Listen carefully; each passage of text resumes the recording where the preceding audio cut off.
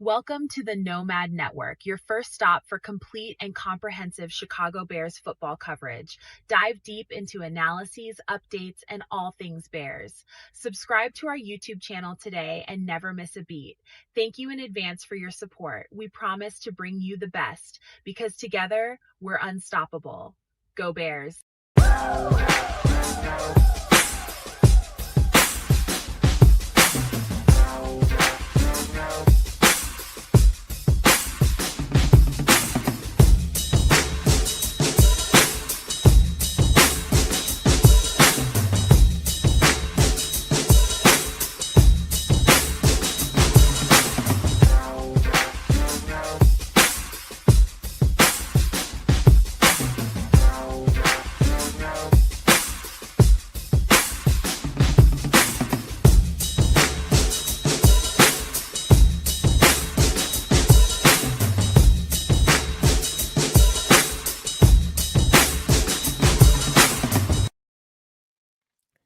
Yo, no maniacs. Welcome to this special edition of a free agent frenzy period right now. It's Bears have been busy a little bit, man. So I've got my free agency tracker up and running, and it's slowed down quite a bit these last, let's just say the last couple of hours a little bit. But man, Trick was on here earlier. I didn't realize it until like 30 minutes ago.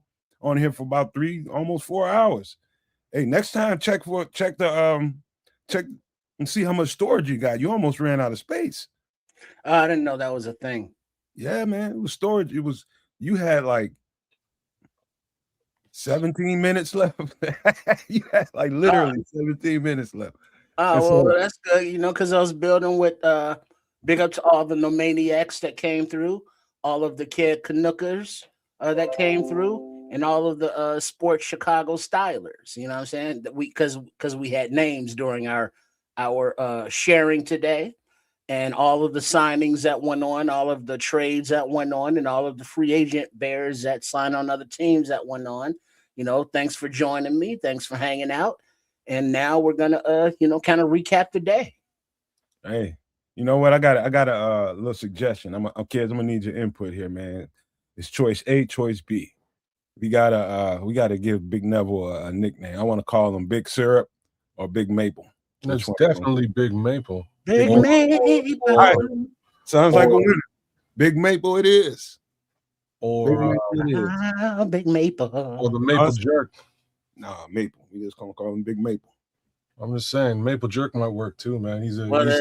No Diddy. Big Jamaican boy, man. He's definitely about some jerk chicken and some okay. We'll stick with Big Maple. All right, Big Maple. I didn't know he had Jamaican roots, but we'll get to that. His name is Neville Gallimore. What do you mean? He could have African descent, man. African. Well, we all African. So, okay, it's little things to know. I'm like an exception to this rule, but under normal pretenses, you meet a Jamaican, his name is probably like as old UK British as possible. So I got Jamaican homies out here named Ainsworth, Rohan, Ewart, Hubert, like as like I'm telling you, man, like as old English as possible, and none of them go by that name. You know what I mean? Like those are their real names. Rohan, don't go by Rohan. Ainsworth, don't go by Ainsworth. I wonder why. It's just, you know what I'm saying? It's just how it is. And the last names are super, because of slave trade and all that, they are super old English. So that's where you get a Neville Gallimore, man. That is as Jamaican as humanly possible. Are we sure he's not one of the Neville brothers? He might have eaten one of the Neville brothers. What up, FFG? Neville, man. Good to have you as a Chicago Bear, bro. Man, I'm a little, out of it all. That makes me happy. I don't know about the rest of the world and all that, but it makes me happy again. This is a kid I know. Like so my son, when he started playing football, He played for like this ragtag team called the Canterbury Mustangs. Neville, you know what's up. And the Canterbury Mustangs was like in one of the worst parts of town. I live in the suburbs, so I used to bring him and my next door neighbor's kid down across town. Like I work about a block away from this part of town. I have to come all the way a half hour back, and then a half hour, pick up the boys, and then come a half hour back in the other direction, back to where I'm working, basically, to take them to practice, take them to games. And this team is like just a ragtag team, man. That's all I can tell you is, man, it was just some of the poorest kids in town who love football. And man, like watching this kid as a young boy, he was always a young, big boy. But when I say big, like he was never like, I would never call him fat. Just solid. You know what I mean? Thick and solid, little bowling ball type thing, and nice kid, man. Really good kid. He's about he's just a couple of years older than my son. He was playing with an older group, but his quarterback has a younger brother that was playing with my kid. And so we'd see them all the time. They run like Neville and Josh. We wound up playing with the kids at Styles' age and with his group. So I'd see him all the time. I'd watch him play all the time. Won a couple little championships here with the league, and eventually he gets older, goes to university, goes to I'm going to call it JUCO, but it's not JUCO. It's like it's prep school and preps. And this is why, like, same thing with Akeem. This is why it takes a little bit longer for a Canadian to get to the NFL. So you will probably get scouted by university here. If you get scouted by university here, that's good. You might play a year in university, and then if a prep school sees you playing, they'll bring you over to the prep school, and prep school is sort of like JUCO, where it's like, you can play for us for a year at the semi-pro level before you go to the U.S. to a U.S. college, because we'll get enough film on you to show you off and see if we can get you into a school in the U.S. So off he goes to the U.S. Does his tour of duty there as far as university or college is concerned, gets drafted, winds up with the Cowboys, and unfortunately, I gave him big love when he came in, but I haven't been paying attention to the Cowboys, as I was saying to Triple R earlier on. But I'm what's up, FFG? I'm pretty hyped that he's a Bear, man. You're gonna like the breakdown I got for him, man, because it's been a while since I really looked at him up until just today. But the last time I was looking at him tough was he was still with Dallas. But I got a good breakdown, a good way of breaking down where he is now versus he's better now, and that's why he got that. That's why. Before you all start, we signed Neville for 2 years, 12 mil. So when we get that image up, man, we'll get to that. But I guess we can skip the pleasantries. We're gonna go kind of from the bottom to the top, and let me just set it up this way. And we'll get a chance to talk about all the little fine details of the stuff. Give me 1 second. Let's start from the bottom to the top, man, because I think this is going to generate quite a bit of conversation. This just happened within the last couple of hours. What do you guys think about Braxton Jones coming back here? 1 year, $10 million. Number one, let me just say, Braxton Jones has earned it. I'm glad he got some money, and I'm glad. I think it's a wise move. Like I've been saying all offseason, to me, it's smart to look inside the building instead of bringing somebody else in only for a year, having to do all that work with this one individual. When you got a couple guys already on the roster that can get it done. My thing about Braxton Jones is I actually feel sorry for him, because my man was trying hard on that bad wheel all year long, and it just wasn't working out for him. He just wasn't the same guy. And so him getting the chance to get all the way healthy this offseason probably gave them encouragement. Hey, you know what? This is a good stopgap. Let's get. Man, I was hype about Neville Gallimore, and you had to go and put this right after my Neville Gallimore foray, man. That's what I had to say. We got to start here, man. Get your little feelings out. Why do we do that? You could have let me at least ease me down, man. Damn. Yeah, and it's it was a $5 million deal with $5 million in incentives, right? No, it's a $10 million. Oh, 10 million flat. 10 million with some. All right. With Well, I will say this while Kids composes himself as we switch from Canada back to Braxton. But given that Braxton has had the opportunity now to get healthy, get stronger with his anchor, which we know was his his issue, and also he's had the opportunity now to be under the tutelage of Dan Rochar for all of last season, off season, and going forward. So I'm gonna look glass half full and say that Braxton has always been an athletic kid. It was just he had his issues, and I'm gonna look for him to be coached up from this staff as opposed to SEMO and them, because they ain't developed. They didn't develop nobody on the offensive line. But Dan Rochar seems to be able to communicate his desires and get the best out of these offensive linemen. So I'm going to say Braxton Jones is going to have, the opportunity to hit free agency and earn a left tackle, deal. So this is good for him. And it's also a good, quote unquote, stopgap for the Bears. Everybody's under the belief that Ozzy's going to be coming back and be himself. So, okay, I'll go with that. And so we only need, a year out of Braxton Jones, Theo, Karan Amagaji. Let them battle it out for the best and see who wants it. And that's, the answer on the roster. And if Ozzy does have an issue and not able to come back, the next year's draft looks to be a lot deeper at left tackle. So we'll address it then. So it's a decent signing. It's not a reunion, but, never apart, but bear down. Let's go. I mean, let me make it's not overwhelming. It's not exciting, but it's kind of like, okay, I understand it. And it's logical.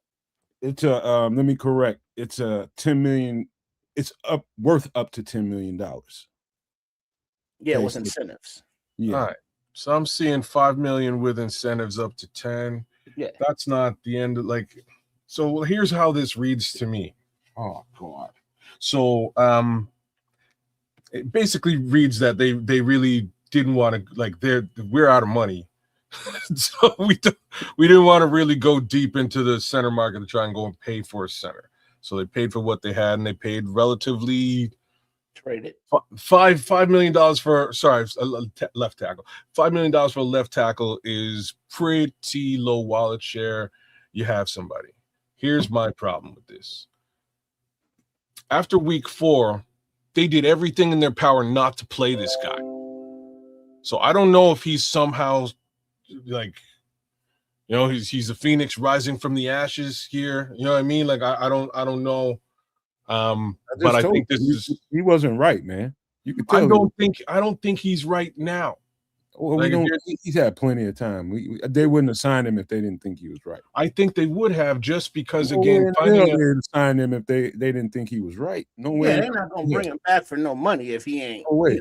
Couldn't compete. I don't. If they thought there was some damage to the goods, his ass would not be a Bear today. Do you think that they would have re-signed him if he can't go? He's for $5 million for a left tackle. Yeah, I can understand you signing him, right? You're spending more than $5 million for every left tackle on the market. Well, yeah, but you want to be able to play. I mean, what good is it? Well, we saving money. Well, yeah, he can't play. Well, so, I don't expect him. So I'm going to be straight about this. Play, now who's going to play? I don't expect him to play. Well, he's going to play. I think he's competing. Hey, Joe Tooney, you play left. Theo Benedict, you play left. Ozzy Trapillo, you play left. Did anybody in the building play left besides this guy? Yeah, you might as well get over your feelings. He's got. I'm not. Hey, this is happening now. I'm getting over my feelings. I'm just saying I don't. I was really hoping they would find some level of an actual stopgap besides this guy. I don't think he held water the 3 years he's been here. I think it's been kind of a turnstile at the left tackle with him in the position. And here he is. Like, they were trying to avoid paying this man money like you wouldn't believe. And here he is. So, long story short, for me, I will be surprised if he makes it out of camp as the starting left tackle of the Chicago Bears. Surprised. All right. I'll tell you what, man. I'm glad that I think this is the best thing they could have done. Everything else would have been a lot more expensive. That I agree with.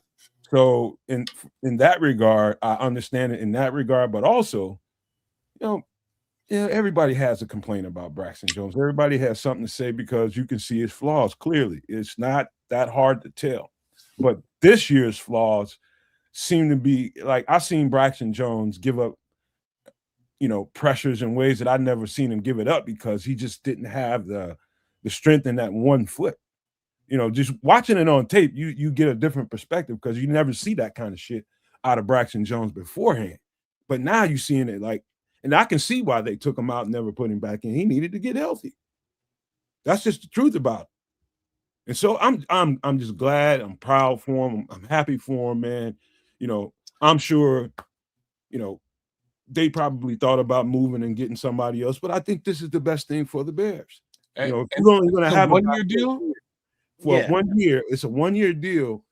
Understandably, this is a good move because why would you want, when you got guys already ready and trained in your system, why would you want to bring somebody in there and have to start the offensive line and their chemistry all over again? That's work too. And so to me, this is a very wise move.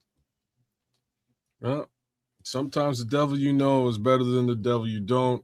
Here we are again with Braxton Jones out the left. I will say this though,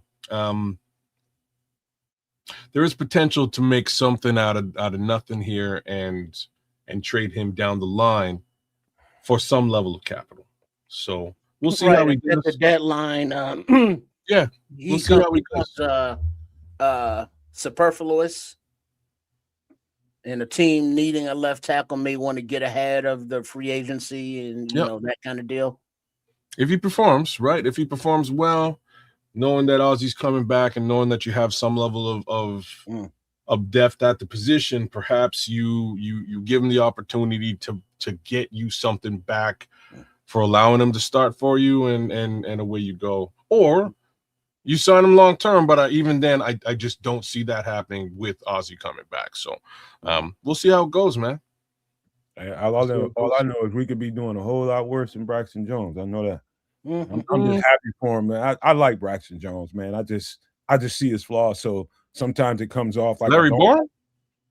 Huh? I had to really think about it. Nothing. Forget it. Keep on. Anyway, y'all ready for the next guy, man? Oh, snap. Get on the next guy.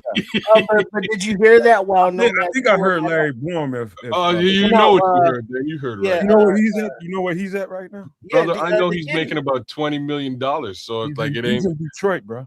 Yeah, is he really? He's in Detroit. No, but I saw that Scuttlebutt has it that they may consider moving Penei Sewell from right tackle to left tackle and having Bourne play right tackle. They should have done that 2 years ago. Well, he just got on the team, so. Well, I'm just saying they should have moved Penei to the other side 2 years ago because that left tackle's been hitting that retirement for a while, man. And getting hurt. Mm-hmm. But that's a whole other thing. Here's the next guy that y'all gonna be happy about this. DeMarco Jackson has re-signed with the Chicago Bears for, I think he got a 2-year extension. Don't get me. You got that? You got those numbers? Yeah, 2 years, $7.5 million. He is for real. Love it. Yeah. They put a premium on speed this offseason. Well, they got much faster, real quick at linebacker, man. Real quick. They got pretty doggone fast. The guy we're gonna talk about, Devin Bush, but right now we'll focus on DeMarco, and you talking about a guy that earned it, man.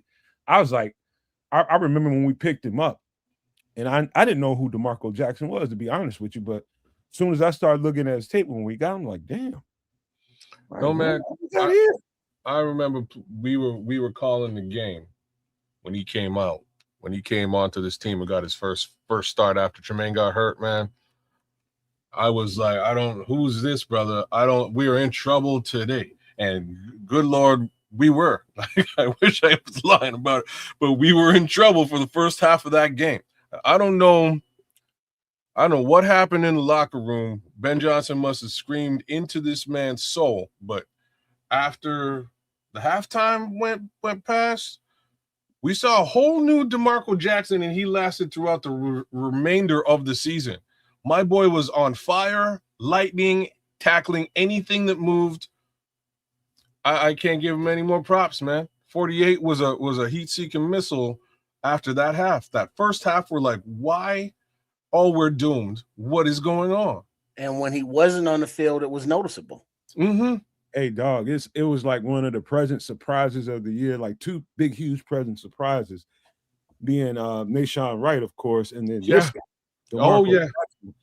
But I kind of saw it coming looking at his New Orleans stuff. When he got his opportunities in New Orleans, once you looked at that, you're like, oh, no wonder. Soon as Dennis Allen seen that cat fall loose on a practice squad, he got him. And he never saw a practice squad again. Yep. Because that's his draft pick. And you knew this guy is a tackling machine. He hits. He plays middle linebacker. So I think what they've done is set up at least just for a time being, a middle linebacker and Will linebacker combo. And we'll get into who I think is going to be Mike and Will in a minute. But, man, I'm so glad they kept DeMarco Jackson. You talk about an impressive kid. Man, the way he exemplifies Chicago and physical football. Like, this is the kind of guy you want to make sure you keep in your building and spend a little bit of money on at least. And so I don't think this is the end. I think this is just the beginning for DeMarco Jackson. I think he'll get more extensions and make more money. I think he's going to be really, really good, man. I saw him be better at middle linebacker than I expected him to be. You've seen a couple of reps here and there when he was out in New Orleans, but not as many. He's off the ball a little bit more. But you can see the cross training that Dennis Allen has been doing with his linebackers. It's translated to here. And so, man, I was scared we wasn't going to be able to get him back in the building. He might cost too much on the open market, but they got it done, man, somehow. But I'm glad DeMarco Jackson is on our side. Just telling you. Me too. Yeah, good re-signing. Definitely. I'm in concurrence. That's what I'm happy about. Man, DeMarco Jackson, dog, proud to have this dude as a Bear. If he ends up being our starting Mike this year, I'm happy. All right, so spoiler alert, starting Mike. There you go. Yeah. All right, let's hop on another linebacker we just scooped up. And that is Devin Bush. Let me tell y'all a quick story about this cat. So a couple years ago, he was in Pittsburgh. And one of my best friends is he's a big time Steelers fan. And he's from here, weirdo. But he had so many complaints about Devin Bush. He made me go to the tape and go start studying what they had going on in Pittsburgh. And so to know the fundamentals of a linebacker's job in a 3-4 defense, which is what Pittsburgh ran, the linebackers are kind of bigger. And they typically, they're like a tweener between a linebacker and an edge rusher, right? So those guys have to line up at the line of scrimmage, rush, and then go back in coverage and cover. He's kind of playing Mike linebacker while he's at Pittsburgh. And you can tell that he's kind of a step or two behind everything. So he's got to communicate, direct, and, get checks at, before the snap and make sure everybody's in the right place. And he's always a step behind. And then he's making the wrong reads at the same time. They effing hated him there. They effing hated him. He gets out of Pittsburgh, goes to Cleveland, and whatever his name, Schwartz, I think his name is, over in the defensive coordinator in Cleveland. He figured out something with Devin Bush. Get him off the ball so he doesn't have to think. And all he has to do is use his speed, quick trigger instincts, and striking ability. And he had the season of his career. And I think that's exactly where he should be at. It's an off-ball linebacker where he can use that speed, that quick trigger, and play downhill more. And that's what they figured out. And so he probably almost made a Pro Bowl this year. He was a dog in Cleveland. And so, no, kids, we did not sign the guy you signed last night, Mahmoud Diabate. We got another Cleveland linebacker in Devin Bush. And I'm telling you, I think he's on the rise big time. They got him at the right time. And we got him for 3 years at $30 million. So basically what you're telling me is for the cost of Terrell Edmonds, we got 2 linebackers. Much like we did when we looked at Roquan Johnson. Roquan Smith, my bad. Right. So Roquan Smith traded him off, let him go. Backfield got Tremaine and TJ. Now we still have TJ, and we're able to get Devin Bush and DeMarco Jackson for the most part for the cost of a single year's contract for Tremaine Edmonds. Not too shabby, Mr. Pulse. Well played. His traits, though, man, like he looked like a completely different football player than he was at Pittsburgh while he was at Cleveland this year. I mean, completely different. Like the speed, he's playing like fast Devin Bush, like how scouts was wild and over the moon about him when he was coming out of Michigan. He was slow in Pittsburgh. It's because he's thinking too much. Like sometimes that's the one of the things you have to learn in coaching is figuring out what your guys do best, right? And you got expectations for this guy to take the green dot, and you feel like he's going to grow into the job. And for whatever reason, the role as a 3-4 Mike linebacker just did not work well for him.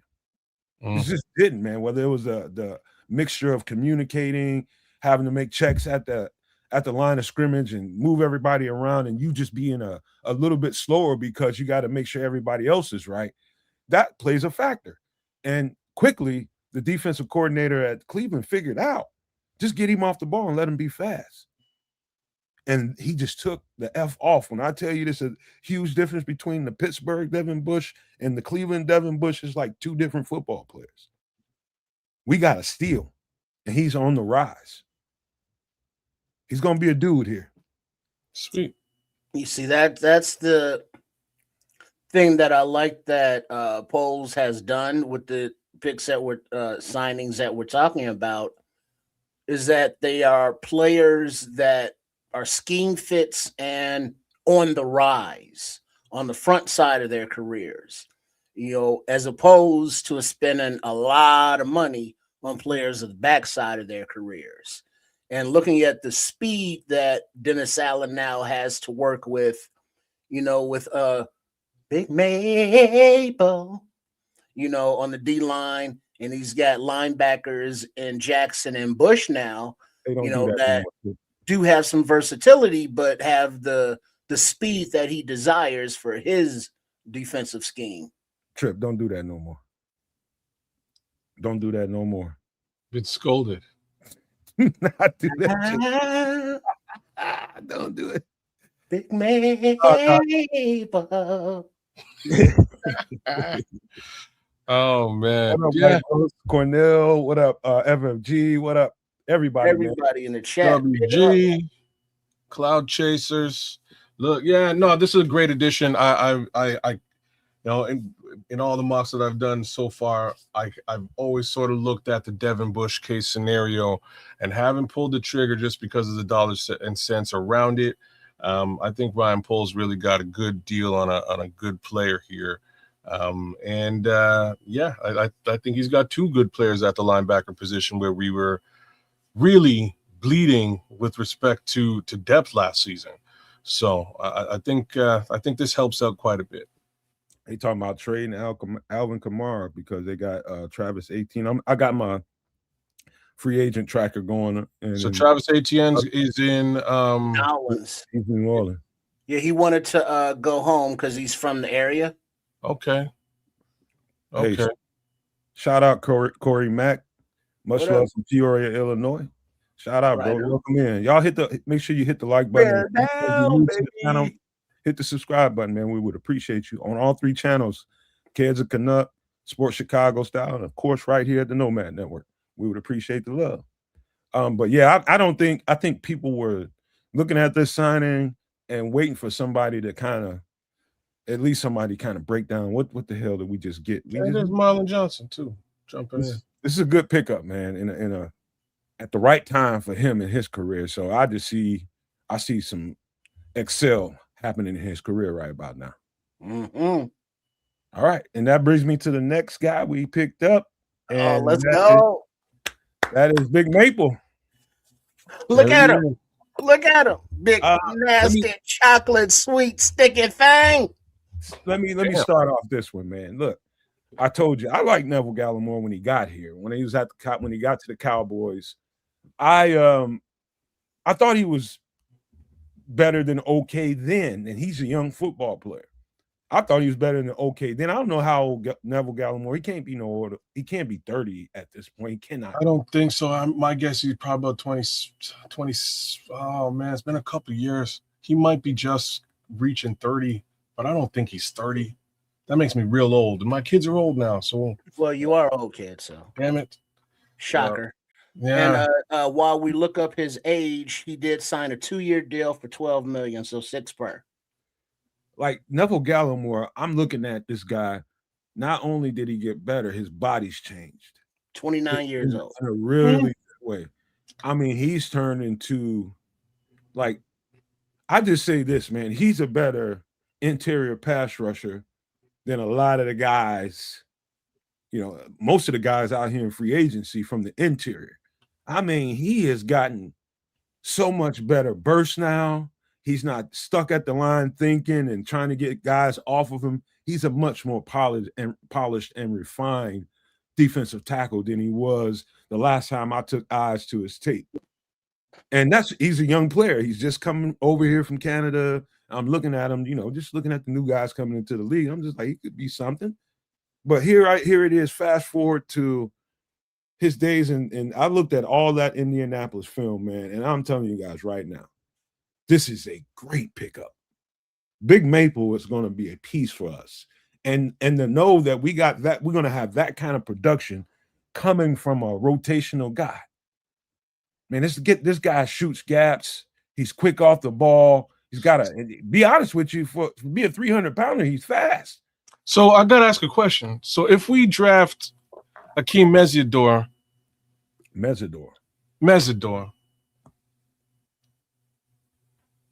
like, I think we may have a bit of a conflict with respect to this Big Maple. No. Akeem Mesidor is an edge, man. Well, but he's still big, and I'm sure he liked maple syrup just as much, maybe even more than Neville Gallimore. And I do think they're going to target Akeem Mesidor. I think so too. I think that's part of the reason why they got Neville. I think just to make things a little bit more homegrown. Tackle. He's going to play a completely different role, even though all of them will move up and down the line of scrimmage. But Akeem Mesidor is going to be primarily an edge rusher. Akeem will be on the edge. I'm just talking about the nickname, really. I'm not talking about positionally. That's all. That's what I'm saying. But we'll see. We'll see how this lands with Neville, man. And like I say, keep your eyes on Akeem in that draft, because I have a strange feeling they want to pair these guys together.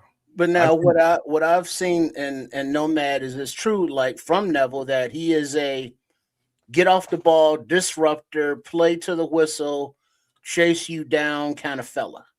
Absolutely. And probably one of the more improved football players that I've seen in the past 5 years. Yeah. Like, I can't even tell you how much he's improved since he got into the league. You heard Flu say this several times, and I don't know how serious people took him when he said it takes, defensive guys, defensive linemen, sometimes 3-4 years before they really start coming around. And you can definitely see that in Neville. You can definitely see him just improving and improving and improving. And man, this is a good football player, underrated. One of the more improved football players I've seen in the past 5 years. I can't, like, the dramatic difference between him when he got in the league and him as a football player now is so big, man. Kes can probably speak to that a little bit better. I mean, he knows the kid. And I want to ask you something, man. Why don't you see if you can get Styles to get with him and see if you can do a private interview. We'll play it online unless they want to come and do it live. I'll see if I can connect with Neville. Yeah, that'd be cool as shit, man. Get them to get together, have a conversation about everything, how his journey's been, whatever, and him being a Bear. But if you want to do it live, we open up the space and let him have it. But yeah, that'd be cool as shit. Care to think about that for a second? It would be, man. Like I say, it would be awesome. Like I'm saying, I actually thought about that today because I really never thought he would wind up being a Bear, but here he is. It's a great little situation. I remember his coach used to chase my son around. Like his coach at their level, he couldn't wait till Styles was would wind up playing for him. And he kept coming over to me going, yo, man, like your kid though, I can't wait till he's on my defensive line. Like he would say it all the time, man. But that his name was Marino. He's rest in peace, Marino. He's passed away some time ago. But Marino used to love Neville, man. He's like, Neville's just a disruptive force on that line, and that's how we used to talk about Neville, man. But it'd be super cool to get him. And you're right. Coming into the league, year one was okay. He did very well from an assisted tackle perspective, but he had a long way to grow, man. He really had to grow into his position in the NFL, get NFL acclimated. And I think he had a couple of years where things just weren't great and in Dallas, and the final year in Dallas was okay at best. The real upside is not a lot of injury history of any kind. He's been, he's a stalwart on the line in that respect. I wouldn't even call him with a younger Billings. I don't know. Not a younger Billings, but wouldn't this be more of a Chris Williams? I think it's more of a Chris Williams, right? Billings is about 10, 12 pizzas beyond Neville. Yeah. See, Neville. He's measuring it in pizzas. Like the NASCAR package defensive tackle. I would think. Man, I wouldn't call him like he's faster though. He's a bowling ball. Like he's a bowling ball.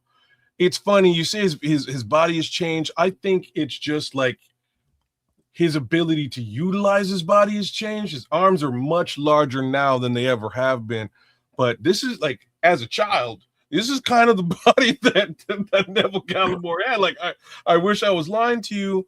He's always been just super solid all the way around, thick and solid. And that's I got another little nugget for y'all, man. I think y'all, and I said this maybe a couple weeks ago, no more than a couple weeks ago, maybe a week. I've been picking up something that Dennis Allen, some traits about Dennis Allen, kind of D tackles, the kind of guys that he looks for. And he likes those shorter, more compact, low to the ground, bowling ball type of D tackles. And that was definitely that. You know what I mean? So, when we start looking at some of the guys in the draft and some of these guys in free agency, I started to narrow my little field down a little bit to a lot more of these guys, shape guys like Neville. Because it's clear, looking at his history in New Orleans and here in Chicago, these are the guys that he prefers, guys a little bit more low to the ground that can kind of get under blockers and really make it happen up front. And so this is another addition to that, along with the edge rusher types that he likes, which is why I was trying to tell people that Max Crosby most certainly isn't a fit with Dennis Allen, maybe a fit with the fans, but not with him. He just doesn't prefer guys like that. This is another example of, if you're going to be looking at some of these guys in the draft, be looking at this body type, about 6'1", 6'2", about 300, between 305, 310 pounds, because those are the guys he likes. The other thing I was going to say, like, I don't remember him being super tall or anything like that. Like, we're about the same height, but he's just solid, man. And I wanted to read this Bellissimo message here. He says he watched a lot of Gallimore, and what he does very well is split the double, for sure he does, and play half man to the play side consistently. He plays low and has good disengage coming off his best season. All of the above is facts and truth, and that's really where I was headed. 4 sacks on this season, 38 tackles on the season. More or less career high for the kid. It was, in my opinion, sort of a prove-it year for Neville. I think he was simply on a 1 year over in Indy. after coming off of a couple of different teams. But given the opportunity, he grabbed the brass ring and he really started to show out this year. So I think this is a real good, real good addition to add some D-line depth. He's got a good motor too. Somebody on the He does have a good motor. On the ascending side of their career. Welcome aboard, big man. Yeah, you're gonna get us shadow banned just for that shit. I think I was a Neville cousin. Hey man, good player, man. I swear, I'm getting it now. I didn't really get it before. I'm getting it now. No, I got it. All right. That was a thinker. They're looking for guys. If you look at this free agency class so far, they're looking for guys that are on the upswing in their careers. On the upswing, not at the pinnacle. All the way up. You know what I mean? So that is, I can say that about Devin Bush. I can say that about Neville Gallimore. Bellissimo, throw it in the chat for me. What did they pay? Unless y'all know, Trip might know. What did they pay? What did they pay? I'm about to get Larry Barm. What did Larry Barm get paid? Oh, I paid no attention. I was too busy laughing. Probably they was desperate, man. They lost so many good pieces, man. Look, half the offensive line is gone. Probably he played all right. After leaving here, he's been playing okay since he left Chicago. He looked okay in Miami, man. Yeah, man. Not too. Well, he was so okay that they wanted to replace him, and that replacement didn't work out. So he's in a situation where he came back in and he looked good, and I think he deserves the money that he was being offered. But no chance we were going to give him that money. Oh, you too late, Mr. Kells. Mr. Kells, you just rewind this show and you can feel free to just zero in on Keza Canuck. Because Keza Canuck was you. Yeah. Yeah. All right, let's get to the next guy we picked up. And I got a lot to say about this, like I did Neville, but Coby Bryant. That's what I'm talking about. I thought he was going to be so far out of our price.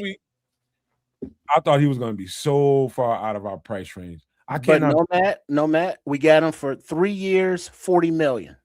Yeah, that's wild. I thought he's going to be like 3 years, $60 million. I thought he was going to be like three. I thought he was going to be a $20 million a year player somewhere. Since you brought me there, let's talk. So did we resign Bryant? No, we did not. Not yet. And did we resign Brisker? Jaquan? No, we did not. Okay. So there go your safety money. Well, I'll tell you this, man. Let me just give the breakdown and we'll talk about it. I'm just looking at I'm just taking a look and seeing if anything happened. Nothing's happening right now, but no, I'm kind of keeping an eye on that. Thank you for that. Now, this guy, let me tell you something. I remember him. I started studying him when he's at Cincinnati. He's the opposite corner of Sauce Gardner at Cincinnati. And they're all both. I think he beat Sauce Gardner for the Thorpe Award. That's the best DB in college. Don't quote me on that, but I think he outplayed Sauce. I thought, and I told my homeboy, the Steelers fan, he was high on these two corners, Sauce and Coby Bryant. And I was just like, man, I think that dude Coby is better than Sauce. Oh man, you tripping? He's real high on Sauce. I kept telling him, it's like this dude, I think got better traits than Sauce. I think just because Sauce is tall, I think everybody just goo gaga over him. I think Coby Bryant, for that I just set up, the fact that he came into the NFL as a corner, ended up playing slot when he first got there the first year. They put him at slot and gradually moved him back the last couple of years and had him playing safety. And he just really, really flourished. Just being off the ball and being away from it and using those cornerback instincts. And I don't think people understand that quite as much. I'm going to make sure you do tonight. Putting a guy that's got cornerback skill set at safety with this kind of twitch and this kind of vision, speed to the ball, like the closing speed on the ball, it's why they chose to let go of Jaquan Brisker, because of this guy's range. This guy has some range. He closes the field area so fast. I mean, like, he is lightning out there. But to have a safety with a cornerback skill set is going to have Dennis Allen up all night trying to figure out ways to really, really use this cat. You just got a really, really dynamic football player at safety position next to a bunch of other dynamic football players in other parts of the field, whether it be Kyler, whether it be, some of the other guys that we have on the team. This is a dynamic football player, Coby Bryant. This was a steal. I cannot believe the Bears got him for the price they got him at. White G, you're killing me, man. you're crushing my heart right now, man. Man, this I'm happy that we got Coby Bryant. Coby Bryant is going to be a game changer there at the free safety position, but that leaves me to say farewell to a guy that I think might have proven himself to be the best safety in the game right now. Big shout outs to Kevin Byard. If you're not re-signing with the Chicago Bears, that sucks. We don't know yet. I'm just saying that's a Pro Bowler loss. Leo, I don't know whether he's going to play box. He just tore it up in the box. It's kind of hard to not take him out of the box. But if we here's the thing, Nomad, he might have to play free. No, there's a thing, Nomad. The same thing you were saying about the defensive line with the tackles being able to play edge and the edges being able to play tackle, and the linebackers being able to cover as well as rush. I think that Dennis Allen is looking for safeties that can do both. It's like, well, is he a strong or is he a free? Well, we're not sure he can do both. And so if he's maybe better at, let's say, free, but he can do strong stuff. So that allows that versatility in the play calling. And can play all three corner roles. Oh, shut your mouth. I'm not kidding. He did it at school. Hey, Sean, Bears just picked up Neville Gallimore from Ottawa. There you go. A little bit of hometown love for Sean. Sean's out here too. Big Maple. Chrome boys represent. But look, man. So just the versatility that we can see developing here on this defense. If they come out and they want to change up the play and decide to blitz a different person, and that means that the linebacker now has to take coverage, or the safety, or somebody has to take coverage of a running back or a tight end. Now the matchups in man are much more manageable because of the speed and the talent that we are acquiring. Trip, man. Slumber Boogie just made things real right now for me, man. Let me say, Trips asked me a couple of weeks ago, man, where is that honey badger that Dennis Allen is looking for? Well, you're looking at him right here. Man, I'm just to say what he wrote here, man. Slimbo Boogie says Byard and Wright combined for 15 takeaways last season. Rest of the team had 18. Without Tremaine's 5 takeaways, down to 13 takeaways. So we have basically potentially sacrificed 20 takeaways, which is pretty. But have you added in how many Bryant has had? How many turnovers Bush takeaways has been responsible for? Interceptions and forced fumble wise? Did you offset that doing the math? Have we done that if we're going to do equations? But guess what? That was last season, and those were the stats. But as the players change, as the seasons change, somebody else is going to make those stats or not. Does that mean that going forward, Byard is going to have that many interceptions to wherever he ends up, here or not?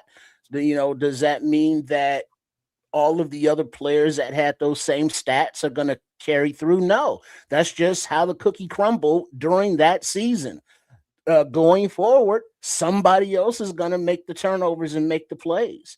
We can't be stuck in the pit of, well, this guy's good, so we can't let him go. We got to keep that guy and add on. It's like, no, look at what we've done so far, and I think we've upgraded from what we've had, and they fit better for what scheme calls for, which makes it all better than it was last year. And last year, without those turnovers, we don't make the playoffs because the defense was ass otherwise. I'll give you an X factor thing to think about, fellas.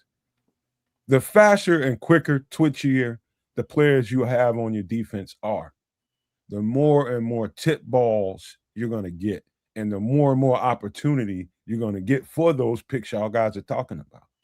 And so you just up the ante even more. Not saying that they're going to produce the kind of turnovers. We don't. I mean, that was a lot of turnovers this year. And, you know, part of it was because it's a lot of fast dudes on the backside of the defense. But you got even faster now. So it's going to be a lot of hands-on balls. It's going to be a lot of tip balls in the air. It's a lot of quick, fast-ass guys that can get to those balls in the air. That's the multiple. I love when football people talk about putting hands on balls. It always gives me a kick. I'm just saying it's funny. It's fucking hilarious.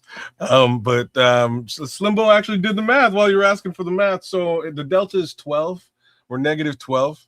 Okay. Bush and Bryant put 4 up themselves as far as interceptions are concerned. So the delta is 12. We're down 12. It's gonna this is gonna be an interesting season as far as what I'm seeing right now, because again, we're losing a Pro Bowler. We're losing DJ Moore, who's our number 1 pass catcher. We are losing speaking of, did you see that Shaheed did get re-signed? Oh, he got Rashid Shaheed got re-signed. Did he get big money? Oh yeah. Okay. Oh yeah. And Mitch Trubisky's a Titan. Like 17. I think he got like 17 or 18 a year.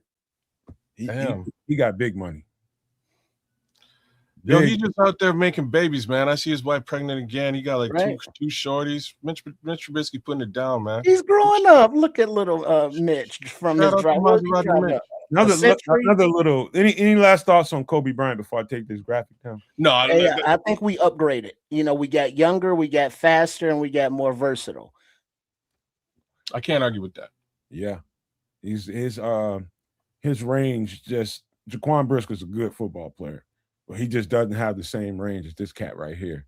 You can't compete with a safety with cornerback skill set. You can't do nothing about that, man. He's a different football player, and he's on the rise. He's definitely on the rise and really, really coming into his pro football chops. I mean, he's like, it's almost crazy that they had to let him go, but here we are being the great recipients that we are of a football player on the rise. You can see a pattern. I can. Let's go. I like it. But let me take this down, talk a little bit about a couple of guys that we lost. And by the way, I didn't have time to do his graphic, but we did re-sign Case Keenum. I think we put a couple years extension on him. Oh, for real? Yeah. Yeah. Shit about he ain't coming back here. Yeah. Yeah. Case Keenum, quarterback number 3, has re-signed for a 2-year, $5 million deal. And I thought that was a good thing, man, because you can't beat that kind of veteran presence with the young quarterback, man. I think he paid big dividends for Caleb this year, quietly. I agree. I just I don't know how long do you really need that veteran presence in the locker room? So long as Caleb is growing, I guess. And he's still got plenty of growth. That's why they did 2 years. They didn't do the 1 year. Let's get him for one more. No, they put 2 years on that thing. Yeah, 2.5 a year. You know, that basically in NFL terms ain't shit. It ain't. It's slow money. It's not really something to even consider or have a conversation about. But I'm surprised they gave him a 2-year deal on that. That's a bit surprising. Yeah, but the thing is, I'm sure the next year is not. You know, they're not locked in anything. So it on paper it's a 2-year deal, but in it's really reality it could be a 1-year deal. You know what I mean? You know how they do that. If I'm a young QB, man, and I'm trying to grow in this offense, I'm gonna want somebody to bounce some stuff off of. Yeah. And just have a sounding board. You know what I mean? Somebody that's been there, done it, knows how to perform in these systems. You know, I think that's priceless for a young cat like him. I agree. You know, so also, you know who else we lost and got picked up pretty quickly?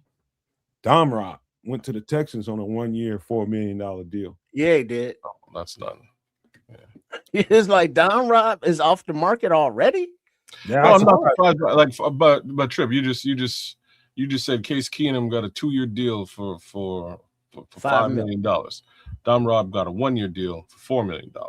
That's not really edge rusher money. But watch now. Now that I've said this out loud, you watch. Mark, where's the wood? Watch him blow up. Yo, he's gonna have a season in. Right, it's like, who let him out the building? That's what's he's gonna have a season. And why I'm saying that has everything to do with the rest of that Houston line. The rest of the line is dangerous, and it's just gonna allow him to put his head down and do what he does best. He's gonna have a good season. Mark my words. Watch it. Speaking of the rest of those guys, they re-signed Sheldon Rankins too. Okay. Yeah. Wow. So a lot of players, there's a lot of opportunity out here. Let's just talk about the general, our moves so far and what we didn't do that everybody was expecting us to do and go out here and spend big money on this edge rusher. And by the way, just for the record, to date, I don't think Trey Hendrickson has been picked up. Not yet. So I said for a long time, I said, don't be surprised if the very first thing they do in free agency is get a D tackle. And it got a D tackle. It's just not the D tackle that everybody thought. The Trey Hendrickson thing is what they call collusion, because ain't nobody trying to pay him that kind of money. That's where we're at. Nobody wants to pay that kind of money. So if you wait a week, you can kind of feel it out and sweat it out. If the phones are kind of quiet in the Hendrickson household over the course of the next week, he might get a little bit worried and take a bit of a lesser deal. And or he's probably not that worried, but his agent might be a little bit worried and might negotiate a bit of a lesser deal. Are you guys surprised that they didn't go spend big in the edge rusher group? Surprised isn't the word, because we never have. He hasn't done anything at that position except for Austin Booker and his tenure. So I'm not surprised. Well, but the thing is, I'm actually a bit disappointed that I don't look at the edges that went. The edges that went Ofe, Alway, both of those guys went and got paid big money. Those edges. And you see how much Jalen Phillips got? Yeah. No, what did he get? About 120. Yeah, 120 mils. So he's getting over, 25 per season. Wow. So, the top edge rushers went for top edge rusher money. Yeah. And that's what they're saying. They're like, look, you need to cool your jets because we were trying to do this trade, trying to do the Raiders trade thing, and that fell by the wayside. And you're not quite Max Crosby. You might be better than Max Crosby, but you're also older than Max Crosby. So we deserve a little bit of a deal. I think they have a really sound plan, and I'm gonna explain why I think that plan is. I think that we kind of winding down the first phase of this tampering period. The second phase will start tomorrow. We get a bunch of other little signings going on. It might happen. A couple might happen tonight while we're live. But what I think they're setting the table for, is to draft some plug and play right now D tackles and especially edge rusher.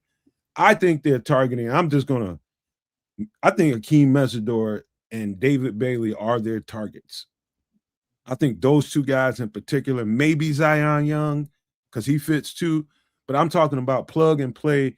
I'm so impressed with Akeem Mesidor and David Bailey at their skill set for that.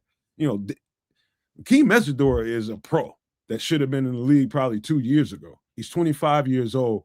That guy right there is probably the main reason why they did not spend in free agency that big money, because they're getting he's going to be good right away. And I think David Bailey might be better quicker. I'm telling you, one of those two guys, don't be surprised if they move up to get one of those two guys. I don't think they have to move up to get. I think they will. Akeem, but at the same time, here's what I do think. I do think them not selecting an edge or addressing the edge deficiency in free agency, shines a light on the fact that they're edge rusher hunting in the draft. And last year, a light was shone on the fact that we were running back hunting in the draft.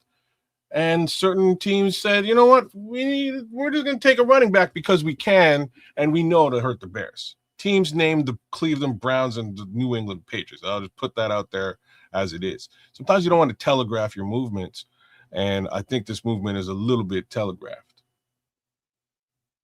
Love it. I want the kid to play for us. You know what I mean? I want Akeem in a Bears uniform. Don't get me wrong, but I think they have now basically signaled to the other 31 teams in the NFL, we're in the edge market. We're in the edge rusher market. We're getting an edge in the draft. There's Well, there's not only an edge, opportunity for that and D tackle, but I think it's more edge than D tackle. Well, I agree with you there too. I think we do need to attack both. I think we need a true three, true three tech and a true edge rusher. And if we can come out of the draft with both of those, and potentially at this point, things have shifted. We probably need to do another mock draft trip. You know what I mean? Like things have shifted. There may be, you can look at safety. Isn't the team, well, obviously safety, since there's still only one on the roster, but corner. It seems as though that the Ryan Poles is putting the team in the position for the draft to take the best player available, whatever position, because they're addressing every level with some sort of, free agency attention in addition to what the team already has. So obviously, there's more depth signings will take place, but it looks like best BPA in the draft. So defensive tackle, safety, edge, corner, there's still a thing, so yeah. If y'all don't mind, I'll run through some moves that's been made today. I'll just run through a couple of them. Let me see. The Titans been doing a lot today. They signed cornerback Josh Williams out of Kansas City, got him on a 2-year deal. Let me see. The Bills did a lot of cutting, and they made a couple of signings too. Hold on. Tyler Lindenberg that center got a $20 million bonus, $10 million to the 2026 salary, $30 million in 2027, fully guaranteed. Man, he got money. Who's this? Tyler Linderbaum, the center. Oh, well, the fact is the Raiders have the largest cap space in the league because they have no stars on their team to pay. Well, they do now. Then they spent some money today, though. That's fair. Had to add that in. Ian Cunningham was busy today too. They picked up a really good linebacker from the Texans, previously from Alabama, Christian Harris. Let me see. They signed Oz. Olamide Zaccheaus is in Atlanta now, as well as Tua Tagovailoa at quarterback. Oh, they did complete the Tua deal. Okay. Also, and Malik. Also, Tua, the Tua deal. Let me see some other moves that was happening. Malik is a Miami quarterback. Reed Blankenship, one of the free agent safeties that I liked, ended up with the Texans on a $24 million deal. And you saw where Franklin Myers went, right? He went to the Titans. He went to the Titans. Hold on, he got paid. Stop stealing my thunder, man. Let me go through this. Unless you want to do it. No, go ahead. You got it all written down. You got it all there. You want to read it? No, I'm going off the top of the dome. Oh, okay. All right, let me keep going, then. Let me see. I'm trying to get some notable stuff here. Let me see. Shaheed, he got his deal was a 3-year, $51 million deal that includes 34.7 guaranteed. That boy got paid. That's good money. I got one here that you might not have, Nomad, though. Right, you just go ahead and read the deals, man. Well, I don't have them all. I just got one. Tyler Algiers, I know a running back favorite of the Canucks. He got signed by the Cardinals, 2 years, $12.25 million, 8 guaranteed. And they re-signed Connor too, so they're gonna have some physical running. Damn, that's a good number for a back, man. No reason why we should there's no reason why we didn't do that. Quay Walker went to the Raiders too for a 3-year deal for $40 million. That's why we got out of that market. 3 years, 40. Yeah, Yeah, and 3 and years, and 30. Okay. he got 40 and about 28 million guaranteed too. and Okay. didn't it N'Kobe Dean also his teammate from He the went to Rams Bulldogs, too. Yeah, I was getting down there. So you're telling me N'Kobe Dean, Quay Walker, and Lindenbaugh.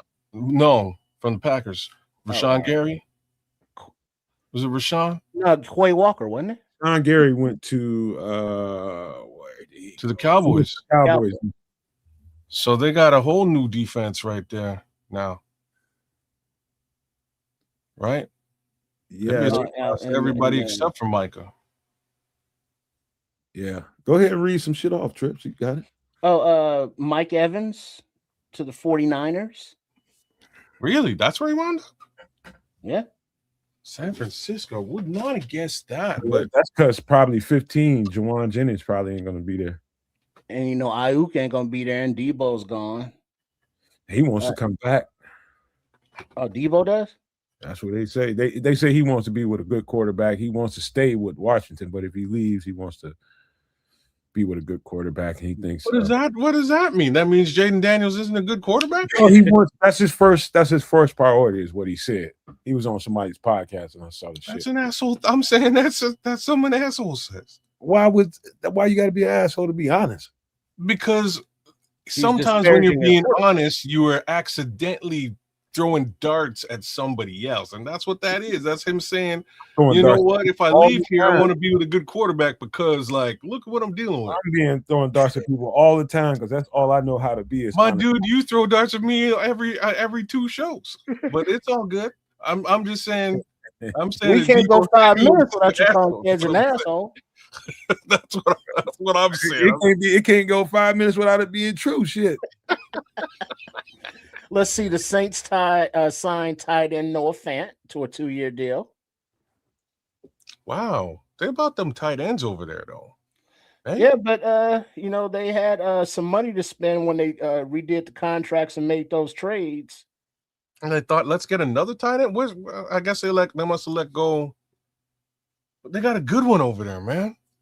And you got your live. And I'm not talking about Taysom Hill. There's another tight end over there that's real good. Hold on, kids. You got your live tracker going on, Trips?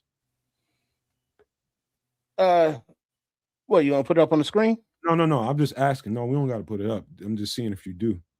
Yeah, but I was looking at some different contracts. Okay, as long as you got something open. Yeah. All right. I mean, we could put it up while we're talking. If you don't have any more like art while we were just talking. I wanted to talk about some other stuff though. I mean, we can still talk about it while the thing's on the screen. This is going to be up there, making it looking ridiculous. But if you want to put it up there, go for it. There is something we need to talk about. What's that? The Rooney Rule. Oh, yeah. Oh, and the fact that it's absolute bullshit. See, Kez like pissing himself off. Don't nobody have to piss you off. Hey, they could have given up a couple of 3-rounders, and I'd be happy as a pig in shit. Right now, I'm questioning the validity of this rule altogether. Because here's the thing. What the NFL has done right now is they've set a brand new precedent that says this. If you don't want comp picks to go to your competition, you hire a white dude to sit over top of the black dude you just hired. End of story. Rule over. Seems that way. That's the moral of the story. This is a whole new precedent that they've set, and it's disgusting, it's stupid, and it calls in question this entire rule and its purpose, period. So I don't know. I just wanted to kind of give a little FU to the league, and y'all need to straighten up, or at the very least come out and have a conversation about the why the Bears aren't actually getting these picks. Just not giving them the picks is straight bullshit. I'll say this to you, Keds, and you know me, I'm kind of keep my powder pretty dry, man. I ain't firing shots off too often. But I think Ryan Poles was a BI for not standing on the table and pounding it hard enough. He should have been a little bit more forceful and made the league to well, one of the first things I heard him say when he got to speaking to it on press row out in Indianapolis at the combine was one of the things he said, I'm just, trying not to make too big of a deal of it. No, I'm going to make a big deal. That's why you're in that position, so that when stuff gets wrong and when people are being mistreated and not being valued the way they should be per the rule, you pound the table like a mother and make noise. This is not a time to be meek. Get your team what it needs and pound the goddamn table. That's my problem with it. Thank you for saying that. You know what I mean? Like I fully agree with what you're saying. I also kind of understand where he's coming from. You know what I mean? Like where he's coming from is, as a black man, he's just doing what he can for another man and helping him do what he can. It probably wouldn't be any different if it was a white man who's underneath. Yeah, he look like an angry black guy, but it's a time when you're supposed to be an angry black guy. I kind of agree with you here, right? I think this is one of those few situations where you raise a little bit of a stink, and it's funny. Like, man, Kansas City gets 2 threes off of him when he comes here. Cool. We then hire a guy over top of him. Doesn't make any difference. Like literally just 6 months difference is, I think, what the case scenario is. It's virtually the same thing happens in Atlanta. Only difference is Matt Ryan is hired first. Oh, well, he's there first, so yeah, he's the head guy. Like this is such a technicality that I would like to hear some level of conversation from Goodell, from the actual league, as to what their rationale was. Make it make sense, damn it. I know this, man. I've been in the quasi-corporate world where you have to kind of toe a certain line. And early on in it, I was trying to be that guy, trying to walk the chalk line and trying to be, soft. Well, that's not me, man. I didn't get shit done when I was doing that. Brother, I'm worth nothing. But when I decided to walk with force and be the person that I am, that's when things start moving around. I started to make things happen. And that's what I'm disappointed in Ryan Poles. And you got a real high position, man, and an opportunity here. You can't be worrying about nobody's goddamn feelings when your team is not getting the just due that they deserve. Can't be meek about that. You got to go slap people around. Man, I also fully agree with that sentiment. I remember, my first big corporate job, I was quiet. Hey, Trip. I was quiet, doing my own thing, trying to fly under the radar and just kind of watch things go sideways because I wasn't vocal enough to speak up in situations where I should have spoken up. And then I left the company because I kind of didn't like who I'd become. And when I left and got my next job, I was purposefully vocal. Like, I'm going to make noise. I'm going to shout from the smallest part of the building, and people are going to hear me. They're going to, feel my impression and make change. Change will be made. And so much change was made in that organization with me sort of being the person that I actually am, that I refuse to not be the squeaky wheel. I'm the squeaky wheel. I'm sorry. I'm going to run my mouth. You might hate me, but we'll be better off for it, I guarantee you. Yeah, I don't.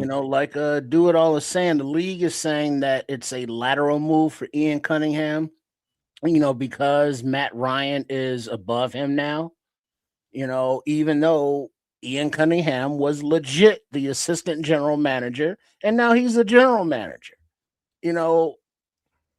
The spirit of the rule says that Ian Cunningham got a promotion. He is now, the leader of an organization and their, player acquisition department, whereas Matt Ryan does whatever the hell he does, but he's not the general manager. So it's just a technicality, a loophole that just seems to screw the Bears, in this situation. And we see that it's just smells all the high heaven, has the odor of mendacity, if you will. You know what, Trips? I think Sharon is likely right, and I'm gonna take George out of that and I'm gonna say Kevin. He says George and Kevin may have told him not to make a huge deal over it. I'm gonna tell you how that makes sense. I don't know a more politically correct individual within the organization than Kevin Warren. That could have been a black man Warren and a black man. Hey man, listen, this is how you win this game. This is how you stay afloat in this game. Calm down. I know it's wrong, but don't make a stink. That could have been Kevin Warren. I can definitely see that. I can definitely see that. What's funny to me is anytime, like, and do it all. I'm looking at your comments, man. Anytime the Bears say that they're going through the channels, ain't shit happening. It might just go the opposite direction and get worse. Like, I'm just saying, if the Bears are going through the back channels and having conversations, we're having conversations with the league about it. Ain't fucking nothing ever. Nothing ever goes right in these situations, man. I'm just saying, it's all once they're quiet and like, yeah, don't worry about it. We're gonna deal with this behind the scenes. Somebody told me Kevin Warren has got quiet ambitions to be the league commissioner one day. What? Why wouldn't it? Somebody that know that cat, man. You would too, though. I'm somebody that know that cat from the Big Ten time. You would too. Yeah, but do you think the owners are gonna, hire him? Well, not if you can't get a damn. I don't think it's so funny, Trips. I think it's possible. I think we've had. It's a time for us, the first time for everything, right? Well, shit, Goodell trying to leave. He making like what, $30-40 million a year. Where is he going? He ain't trying to leave, but he'd have made a lot of goddamn own money. I mean, but if you look at the expansion, as fans, we hate all the different platforms that the games are on, all the different nights, all the different international things, but all of those things are making the league lots and lots of money, and that's under Goodell. He seems to be their golden goose. He's not, old, so to speak. So where the hell's he going and why? They'll probably, Kevin, they're gonna make money under Kevin Warren too. He's a pure businessman. He's a pure politician, and that's what it requires you to be as a league commissioner. He's a yes man for the other 32 owners of the league. We tell you what to do, you go out there and present it. We got problems with the this or that. You make this go happen. Kevin Warren is perfectly suited for that job. Perfect. He's better suited for that job than he is as president of the Chicago Bears. Can't argue with you. I think he'd make a great commissioner. Again, he's been commissioner of a football organization before as well, so he has a little bit of experience in this. I see this to be more or less his ultimate aspiration, but you're not going to get much votes if you can't get this damn stadium situation. The one thing you were actually brought in to do, you can't accomplish that.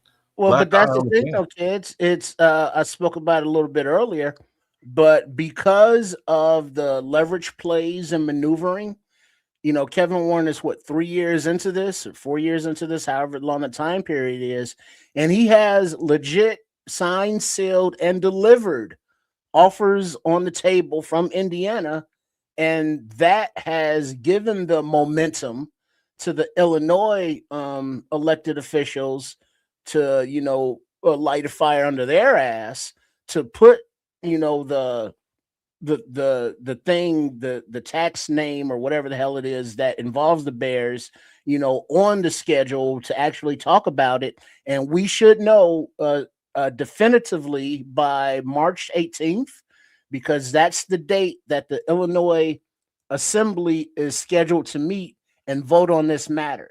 And if it doesn't pass, Bears are going to Indiana. If it does pass, Bears stay in Illinois. If it gets kicked down the road, I think Bears go to Indiana. I'm just going to say this out loud. But either way, there will be a new stadium. Anyhow, the Bears wind up in Indiana. By hook or by crook, I don't think Kevin Warren will be the commissioner of anything. I don't think he'll be alive. Well, he's going to live. No, but it's a new stadium. People might have a hard time making it out of the greater Chicago area. I'll say that too, but he's going to be a mark man. He'll get some property in Indiana. He'll be all right. Yeah, that's what I'm saying. Once he's settled down in Indiana, he'll be fine. But like getting out of that Chicago area might be a bit of an issue. But yeah, nah, he's I don't see him doing that commissioner gig anytime soon if that's what goes down. Man, you talking about a guy like Kevin Warren, man. He man, dude, the Bears ain't leaving they ain't leaving the state of Illinois. Just telling you now. It's not gonna happen. I don't think so either. I think they'll make something happen. I think he overplayed his hand. And I think the Bears are doing everything they can to avoid high taxes, which comes with billionaires have to pay a lot of money. You have to get ready to go ahead and pay that. There's a price that comes with doing this in a place like this. You know what I mean? And taxes come with that. And so you're going to be making money hand over foot. The best thing I could tell the Bears and George McCaskey is start getting your hands involved in some of the buildings and some of the things that's going to accompany the stadium around it, so you can really start making a lot more money. You got to stretch your game out a little bit further than the Chicago Bears. That can't be your sole. That's the answer to Do It All's comment right there, right? If the Bears been trying to do this for 30 years, relying on bare money alone, what kind of business? Like, what are you doing? You got to stretch it out. If you worried about that, you just got to bring in more income so that you can take that crack across the back of taxes, and you'll be all right. Just stretch out your income sources. Yeah, you create brand new revenue streams. That's what you do. You have all the money. Like folks, like some of us may not have the level of investment capital that we can dip into to simply create new streams of revenue. These people have mad dough. Like you could build whatever you want anytime you want and have somebody else run it and just look at the dollars come in. It's literally that simple for a guy like George McCaskey or for he's got to hire a snake, another kind of snake that can get snake deals done. Just get Teddy to do the hiring. I mean, he would be a good person for that. He was hung out with a snake for about 20 of those 30 years. He actually would be a good person for a job like that, to just get them hands in a bunch of deals. Some of this adjacent stuff that's going on with the stadium build, man, it's just a lot of money there to be had. Everybody's going to want to slap his hand away, but it's like, hey, listen, you want this spot, man. Hey, that's the thing. They're just not diverse enough as a company. The Chicago Bears is just not diverse enough, and that's the problem.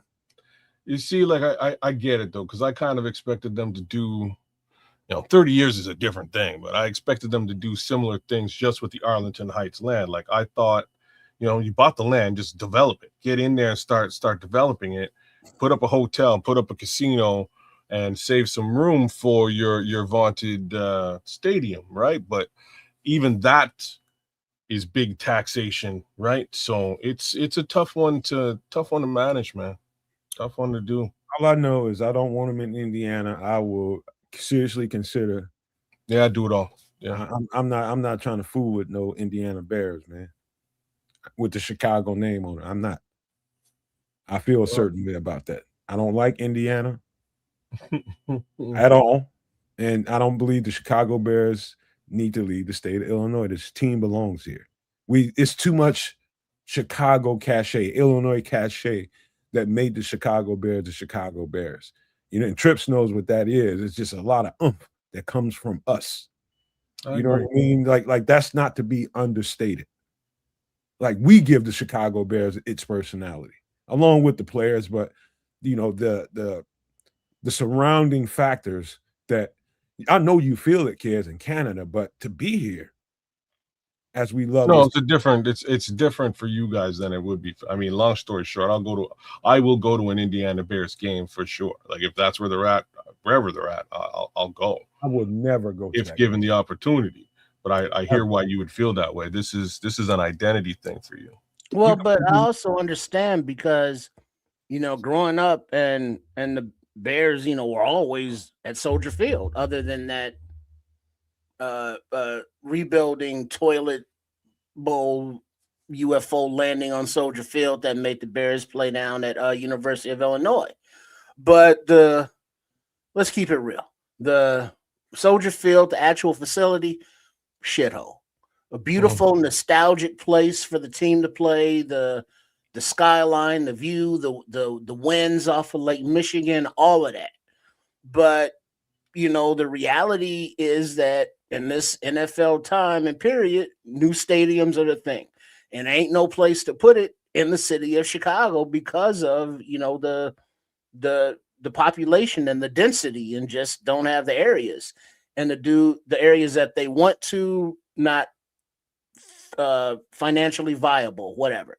All right, so they got that beautiful Arlington Heights, and if they do move to Arlington Heights, it's still 50 miles away from downtown Chicago and the lakefront, but it's still be the Chicago Bears because it's in the general metro area, as is Indiana. It's in the metro area, but it's, not far.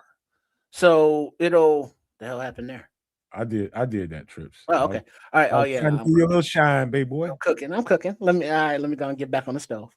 So it's gonna be a time that this organization steps into the modern times and away from the mom and pop rule, and hired Warren, looking for a new stadium, bringing more development, and some say it's just because they want to increase the value because no other McCaskey wants to really be involved in the team, so they're gonna increase the value by adding a stadium and then maybe even sell the team. Who knows? But if they're in Indiana, if they're in Illinois, they're still going to be the Chicago Bears. We've seen the example of the 49ers, are the San Francisco 49ers, but they play an hour away in Santa Clara. The Giants, the Jets, they play in New Jersey, but they're still New York. So, I mean, that's just what it is. Dallas plays in Arlington, not Dallas. So if they're in Indiana, if they're in Illinois, they're still going to be the Chicago Bears. Hallis Hall is still going to be in Lake Forest. And, it's just going to be what it is. But guess what? They took the surveys from the PSL holders, the personal seat license, the people that season ticket holders that pay for their seats. And the season ticket holders are more than willing to travel to Indiana, and they're the ones that are the corporate paying or whatever. They're going to Indiana. I'm gonna quit. F that, man. Well, I'm sure somebody will buy your season. Hold on. You want to talk about stadium? There's something about like the Bear Stadium was shitty when I went there, and I was a small boy. The only time I ever went there. No, I went there again. I take that back. As I was an adult, it was a what they call that, the HBCU Classic or something. Remember, they do that in Soldier Field sometimes, and man, it was a bomb ass time. I went in there as a grown man, and the stadium is shitty, but the nostalgia you get from when you go in a place like that and you smell that popcorn and you smell that pizza and all the food being, all that stuff makes you just forget all about it. The people, you know what I mean, and it kind of dumbs down and keeps your focus off. Oh, this is a shitty place. Keeps your focus away from that because you're intertwined with the atmosphere. You know what I'm saying? So it's like that. People, I could say the same thing about freaking Wrigley Field. Shithole. But those same things apply there. It's like Chicago likes old things, things that have nostalgia. And I understand that. I get the people that get that part of it. I understand those people. But then there's a time like the Sox, man.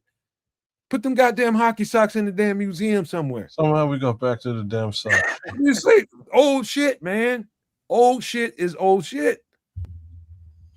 So I think history, and Chicago has such a rich history. Some of the old is kind of what we've kind of fixed ourselves into. We get so used to the nostalgia of the old stuff that we can't get new, nice things. That's not cool to me. I think every good, especially NFL team and NBA team, but especially those teams, should play in modern settings. This ain't yesterday. This is today, man. And so that's just my feelings about it. It's not about, I can't believe they stayed there that long in that place. I really can't. Well, Like I say, March 18th, we should know something. And there has been another move recently came across the wire. Former Jaguars linebacker Devin Lloyd reached an agreement with the Carolina Panthers on a 3-year, $45 million deal. Yeah. I would love to get in that stadium, Scrolls, because I know that's one of a kind right there. That's what I want for the Bears. The stadium that the literal Death Star that the Raiders play in. Crazy. Wrigley Field is it's a beautiful experience from the perspective of a fan or the players, but the actual facilities, are over 100 years old. We'll put it like that. It's shitty. Well, I mean, when you like old, if you like old, that's just like people that like that adorn their homes with old porcelain, little old things, just old stuff. Like I have more of a modern feel, so that's just my sensibilities. I don't around my house looks modern. I don't have a bunch of old ass shit around my house. My girlfriend has got that kind of mindset. She wants kind of decor around here that looks a little old, and she likes that. No, you want to go antiquing? No, I'm bulldogging right now. God dog it. You ain't doing all that at this house. Nope. No tchotchkes for you. You get one room. You get one room. You can adorn that how you want to adorn it, but no, the rest of this house gonna look modern. It's gonna look like somebody from the 21st century lives in this motherfucker. So she got a woman room instead of a man cave. You got her little she shed back there. She shed. She shed. Yeah, she got a little spot back there. I got her chimes and incense. Man, Anya playing on the speakers. Anya, good luck. Fade away, sail away. That was the fight of a lifetime, trying to fight a woman about how the house is going to be adorned, because that's typically the job. You won that fight, bro.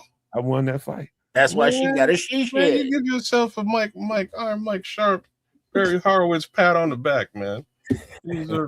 I'm telling you, man. That's when I was like, you know what, man?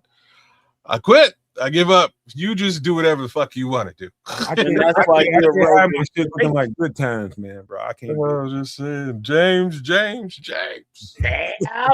Damn, James.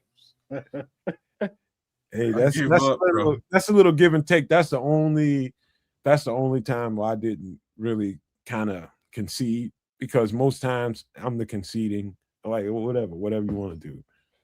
But nah, everybody got to come through here, man. I said, if I see one damn gnome in this yard, one damn elf on the shelf in this house, she wants to put man. My blood pressure high enough, man. I just let that stuff go. I don't. You know what I'm saying? That's not that gnomes. But look at it. Serenity now. I ignore the gnomes. You know what I'm saying? I don't see them. Look at it this way, kid. So if you had the kind of psyche that sees your visuals in your home as, let's just say, cabin-like. Rick Rude. Let's just say cabin-like. You like the nostalgia of a cabin, like you living in a cabin. If you have that kind of, I want you to say that one more time. Cabin. like some people like that. I like that to an extent. A cabin, like if you like that, and your girlfriend likes something a little bit more trendy, or the other way around, your girlfriend likes the little more. I mean, it's about what you're willing to give. Like I said, I found my own little space. I have my own little space. I got all my stuff around here. I'm fine. She leave me alone. The rest of the house is yours, man. Do whatever you do, what you will with it. As long as the gnomes don't like. If you see me like, strangling a gnome or you know what I mean, then I've clearly lost my shit. I've lost my shit. But like I say, it's all yours, man. All yours. I don't have the cycles for this. All right, so. My father, on the other hand, would kill everyone in the building, like unalive. Shout out, Daddy, man. This is Daddy's house. like I don't know what your house looks like or your place looks like, Trips or Kids, what it looks like on the outside. Like the only thing that we've recently agreed about adorning, she wants to put all these these bird feeders and shit all over the yard. I'm just like, man, that attracts critters, man. It's like the birds get in there, they get to eat and shit's falling out, and you got squirrels and lizards, all kinds of and other things. You got bird poop all down under there. And I had to fuss about that. So I agreed to let her get a what do you call this thing? Like the sugar water kind of bird feeder for like hummingbirds. Okay. So we got a couple of those around the yard, man. Look at that compromise. Yeah, man, but I can't have crazy, man. I know the neighborhood I'm living in, man. No, we ain't. We don't have no nice stuff outside. Because if we got nice stuff outside, they know we got nice stuff inside. Dog, I put lights all around my house, and so in my backyard, I it used to have like a track on my back gate. It used to have a track on my back gate, which got broke, which I got to replace. But the gate would slide open, slide close with the remote, right? And so it got broke. So right now I'm using a padlock and a chain to keep it closed. So I go in and out of that gate that way. And so there's a little gap there. And so small people can squeeze through that little gap between the fence and get in there and get your life. Like little kids have come back there and gotten our waterfalls, gotten our little sprinkler lights and all. I've literally watched these kids from back here in the man cave. I'm like, hey, what you doing? Too funny, man. That's real shit. Out of here. Man, that's kind of shit we deal with around here, man. That's a good joke right there, Wendy, though. You caught me with that one. Strangle your gnome on your own. Make him spit out of his one good eye. Oh, snap. Yeah, still in lights and shit, man. The house is beautiful on the outside, especially in the summer and spring. Man, boy, you got little kids around here take your shit. Yeah, they will. You know, yeah, it's not a beautiful thing nowadays here. What we got going on, man? All right, now we're gonna do an actual what the actual moves were, and see where we're at. Wait, hold on. Let me see. Why is this so big up here? Because we can't. Oh, there we go. We can see that. All right. So the Bears today made a series of roster moves, signings, free agents, and re-signings. So what we are looking at now is the stick to the model.com platform for the offseason armchair GM. And Ked suggested that we do the mock draft, but this will go pretty quick because we're going to mimic and mirror the moves IRL in real life, as the kids say, on this mock, and then we'll get to the draft. Does that sound fair? I think we can do this relatively quickly. So, all right, there was no we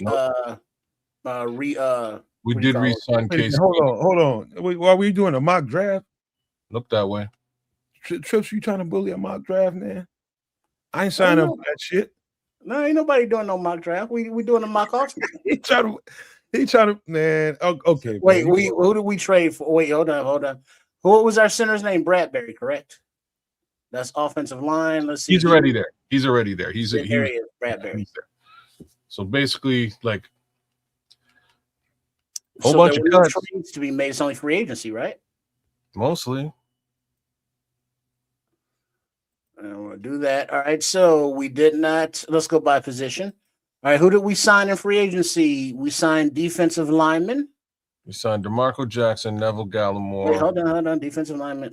Wait. I can't scroll. Why is the whole top half of the screen frozen? But I can only scroll this little bitty part of the screen. Let me reduce it one click. See if we can do that a little bit better. Excuse me. There we go. All right. We're on defensive line, so we are looking for Neville. Just type in Nev. There's only one Nev.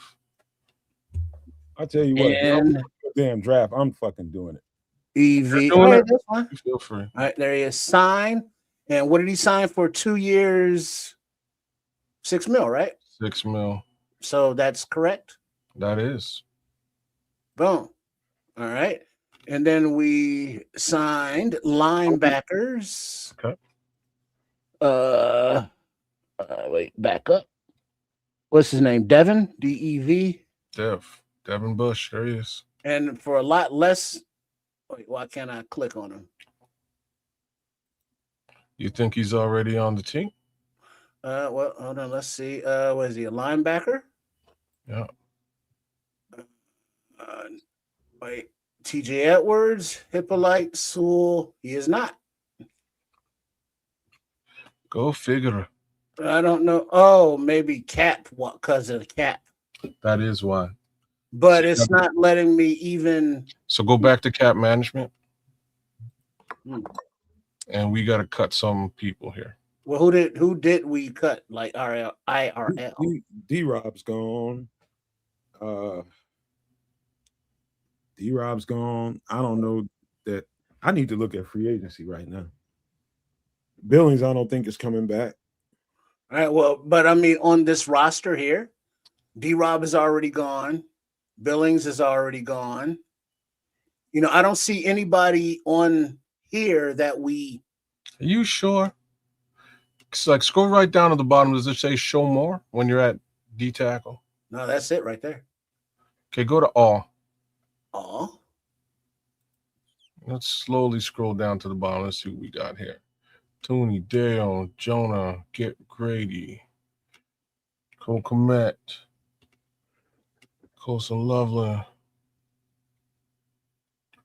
Great, Garrett's there.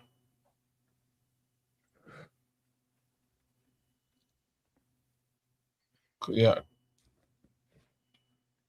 I don't think Roshan. Well, yeah, he's still on the roster. Is he on the roster? You know, yeah, because he has a year left.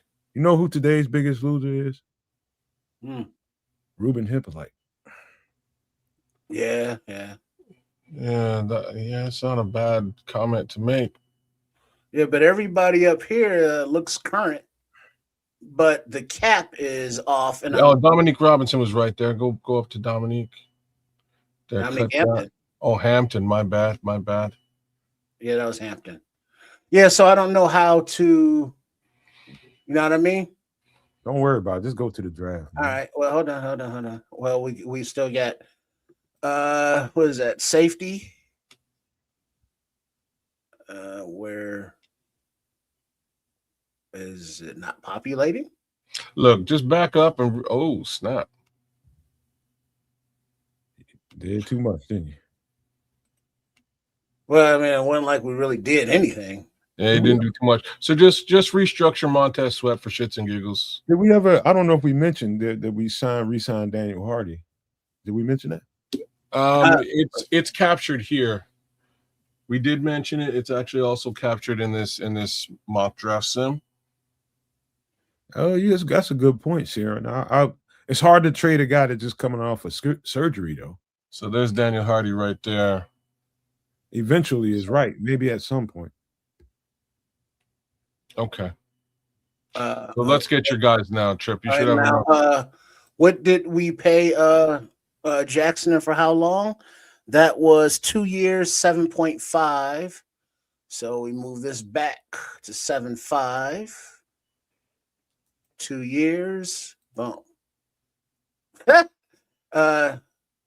No. How do we make it happen? Because we can't force sign. Because he signed for that amount. It's fine. This amount. How do we force it? Just put it up to 8.5. I'm gonna try 8 first. 8.5. I agree with that, Wendy. That's gonna be a tough physical duo. All right. Did he take it? Yeah, he took it. But all right. And then Braxton Jones, we re-signed for 1 year at what was it, 10 million or 5 million? What was it? It was $5 million. No, 10 million. No, it was $5 million with incentives. With incentives. All right, but it's listed at all right, there you go, 5. We'll do that. There's no way he's taking this deal. and we can't just make them.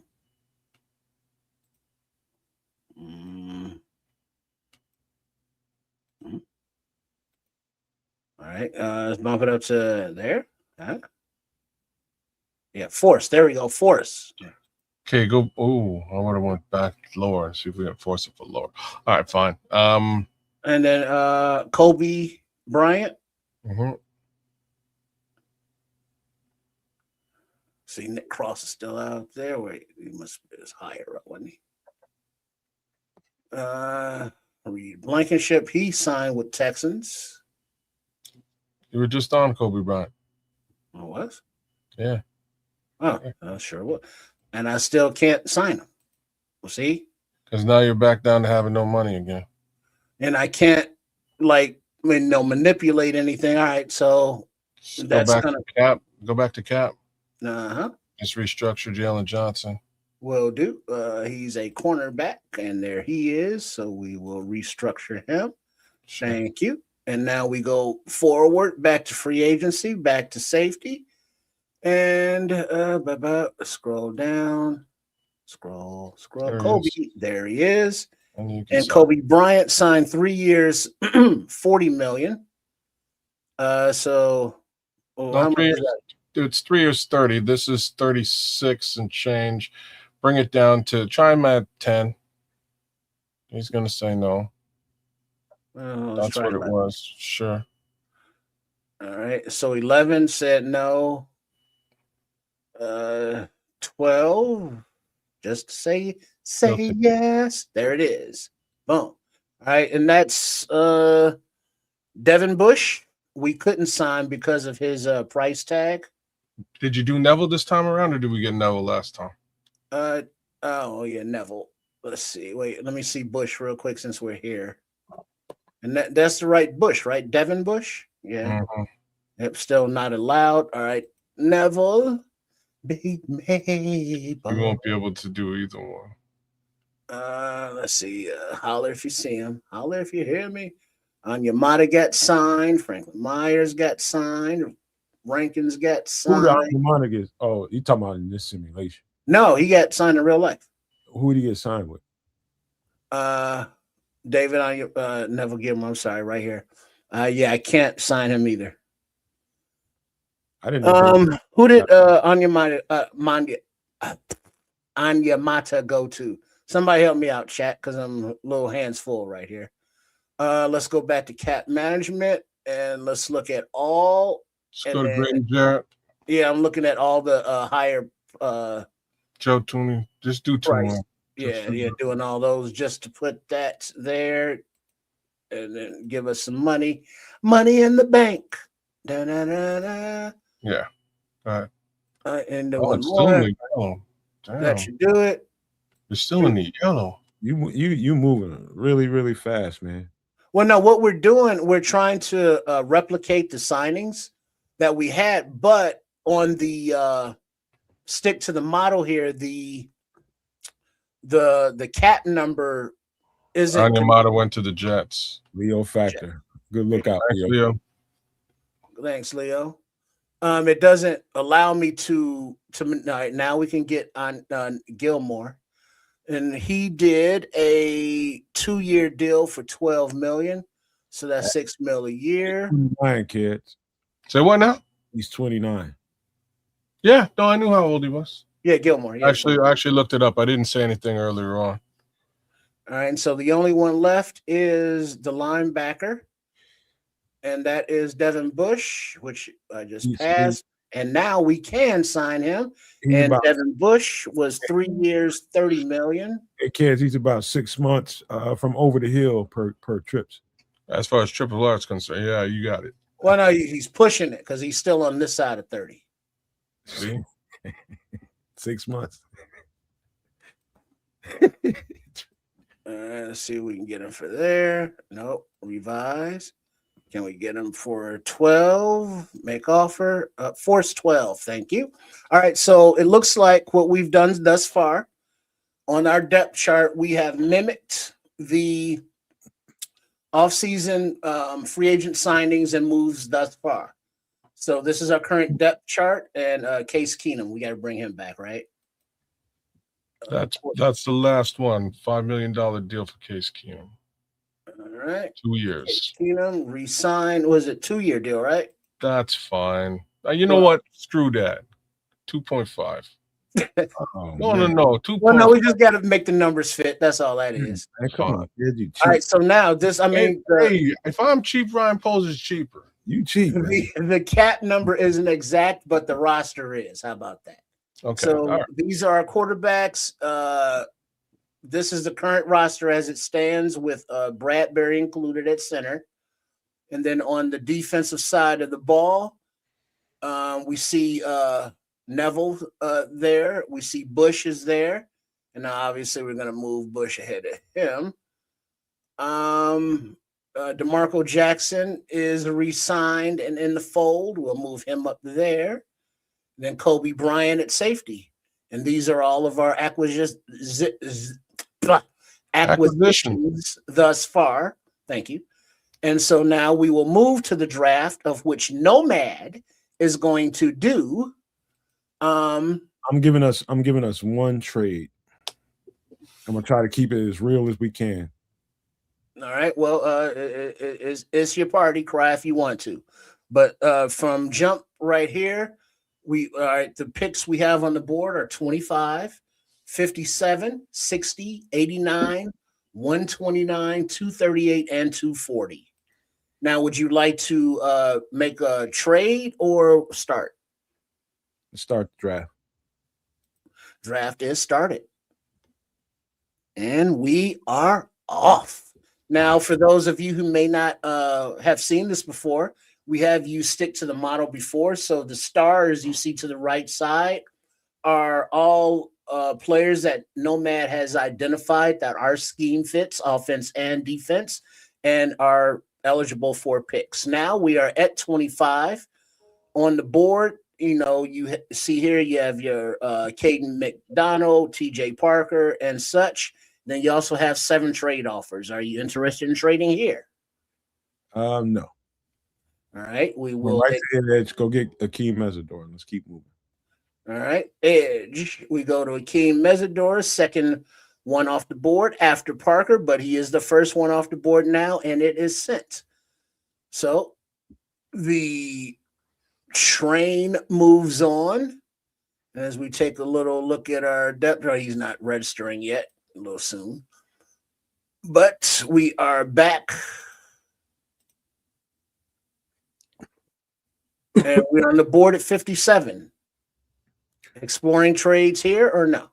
Do me a favor, Trip, and click on wide receiver. Hold on, I'm doing this, man. Just humor me for a second. Okay, thank you. That's all I needed. What we got here, man? Slow up. Is Jeremy Bernard there? That's what do you think I was looking for, man? I'm doing it. What, wide receiver? I'm trying to see if Jeremy Bernard is there just to sort of point him at you, but he's not. Jeremy Bernard, what? No, he just went at 53 to Pittsburgh. Wow. Okay. There you go. Look at D tackle. Okay. Big citrus. All right. Dante Corleone. Look at the running back. Made him offer me a price I couldn't refuse. Oh, go back up. Oh, there's your guy, but you still got 60. You have 57 right now? Yeah, the next pick is we're 57 right now, upcoming 60 and 89. Okay. We got a couple moves to make. I think you're the corner. Say again? Corner. Ooh. Okay. I think you want to spend a second rounder on that D tackle. You want to look at safeties? Anything else? Or safety, like 3 techers. Let's look at him. Let's take a look at him. A.G. Halsey. As of right now, we don't have Kevin Byard, so that's a good. They're right there, 1 and 2. Let's go back to D tackle. Wait, sorry. There you go. Go down a little bit. Oh, Grayson Hunting's there. Okay, so okay. I think we can get. I'm gonna overdraft the guy because we need to. I'm gonna suggest you do your safety, bro. Let me see. What's Halsey listed at? Y'all be biting. You be Oh, biting. 58. Yeah, you You take. bite at me when I give you a suggestion, but I listen to you. You say safety. I think you take your safety here, bro. Yeah, he's rated or ranked at 58, and we are at pick 60 right now. So go back up to the top of safeties.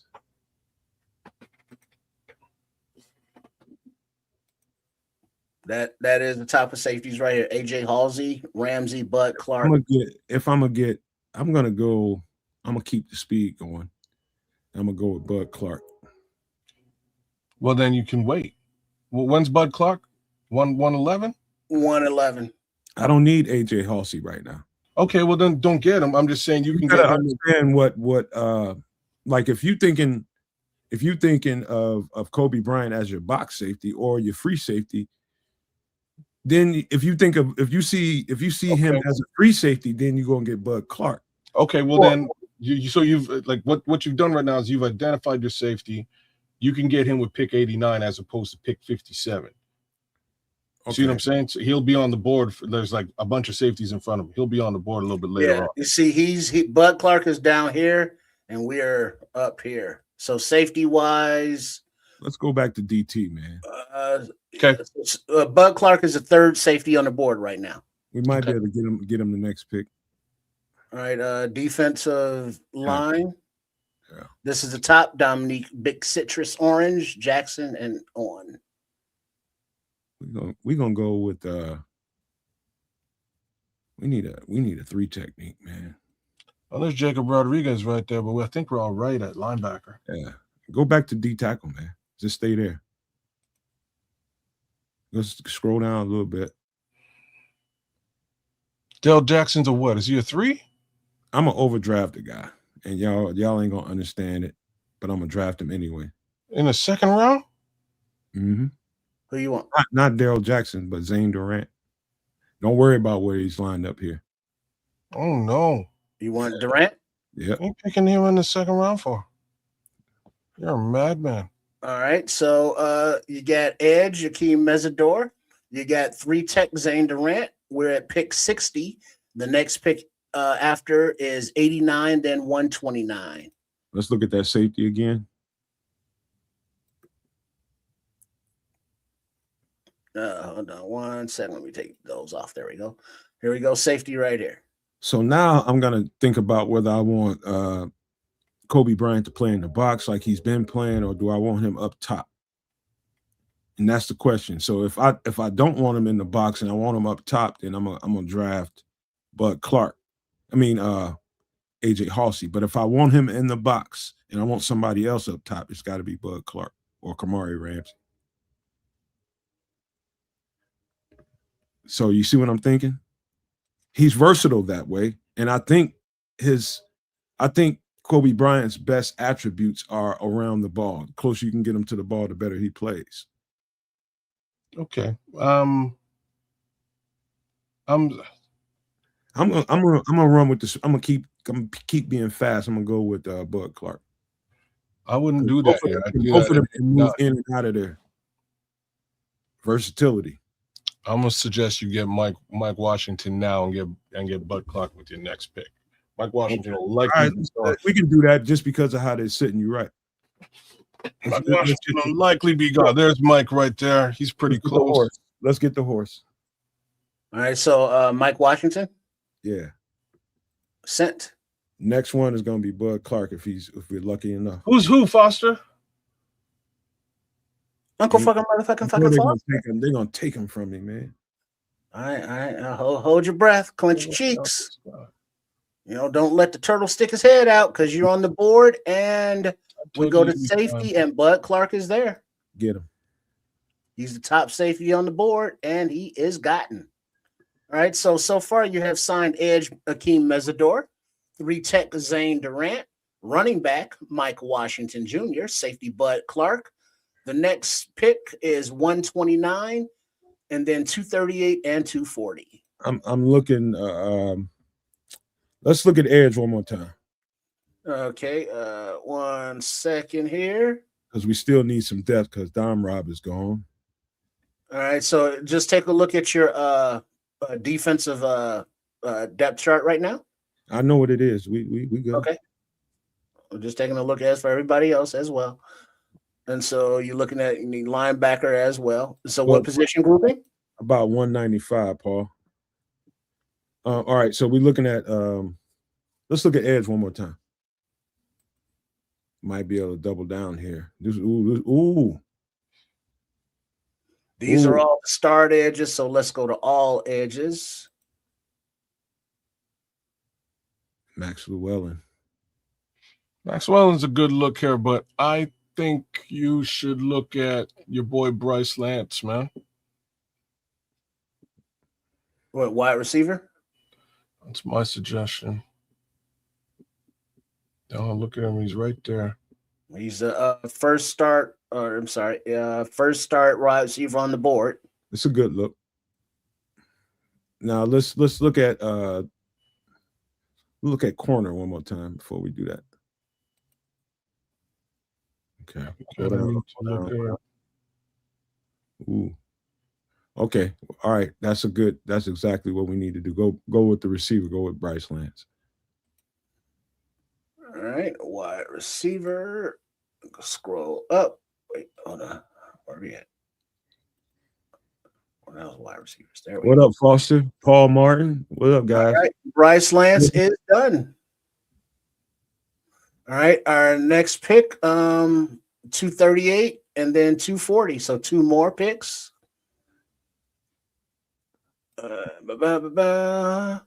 Looks like you addressed running back with Mike. Yeah, let's see if we get any trade offers. I'm good.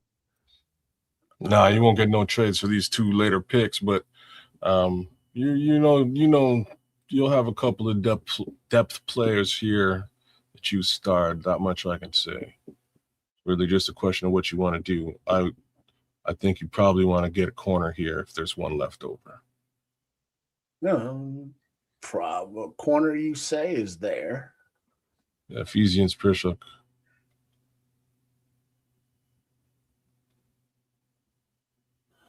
That's what is that? A biblical name, right? Ephesians? Definitely. That chapter in the Bible?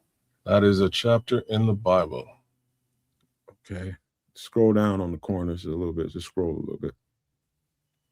That's it of the starred. Don't worry about the stars. Just look at all the corners. That can't be all the corners. Okay. You're at pick number 238.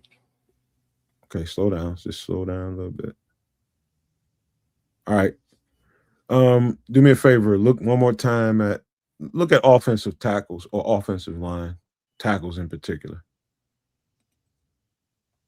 I like Keegan Trost here. I like Keegan Trost. Okay. Get him. I think this is a good place to get him. Keegan Trost. Offensive tackle from Mizzou is sent. And now you're back on the board and is the top of the draft with all. Okay, the best player available. Keeps the scrolls slowly.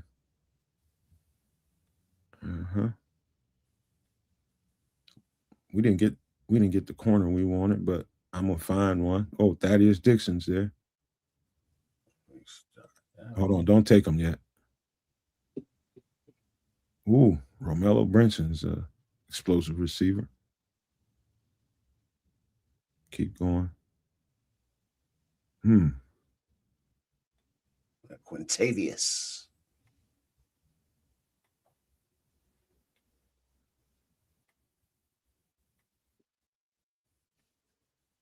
Go back up.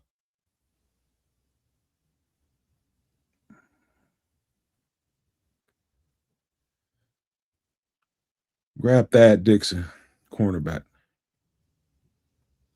Did I pass him?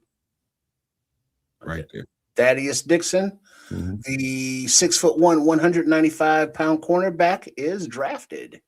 So that no trades happened.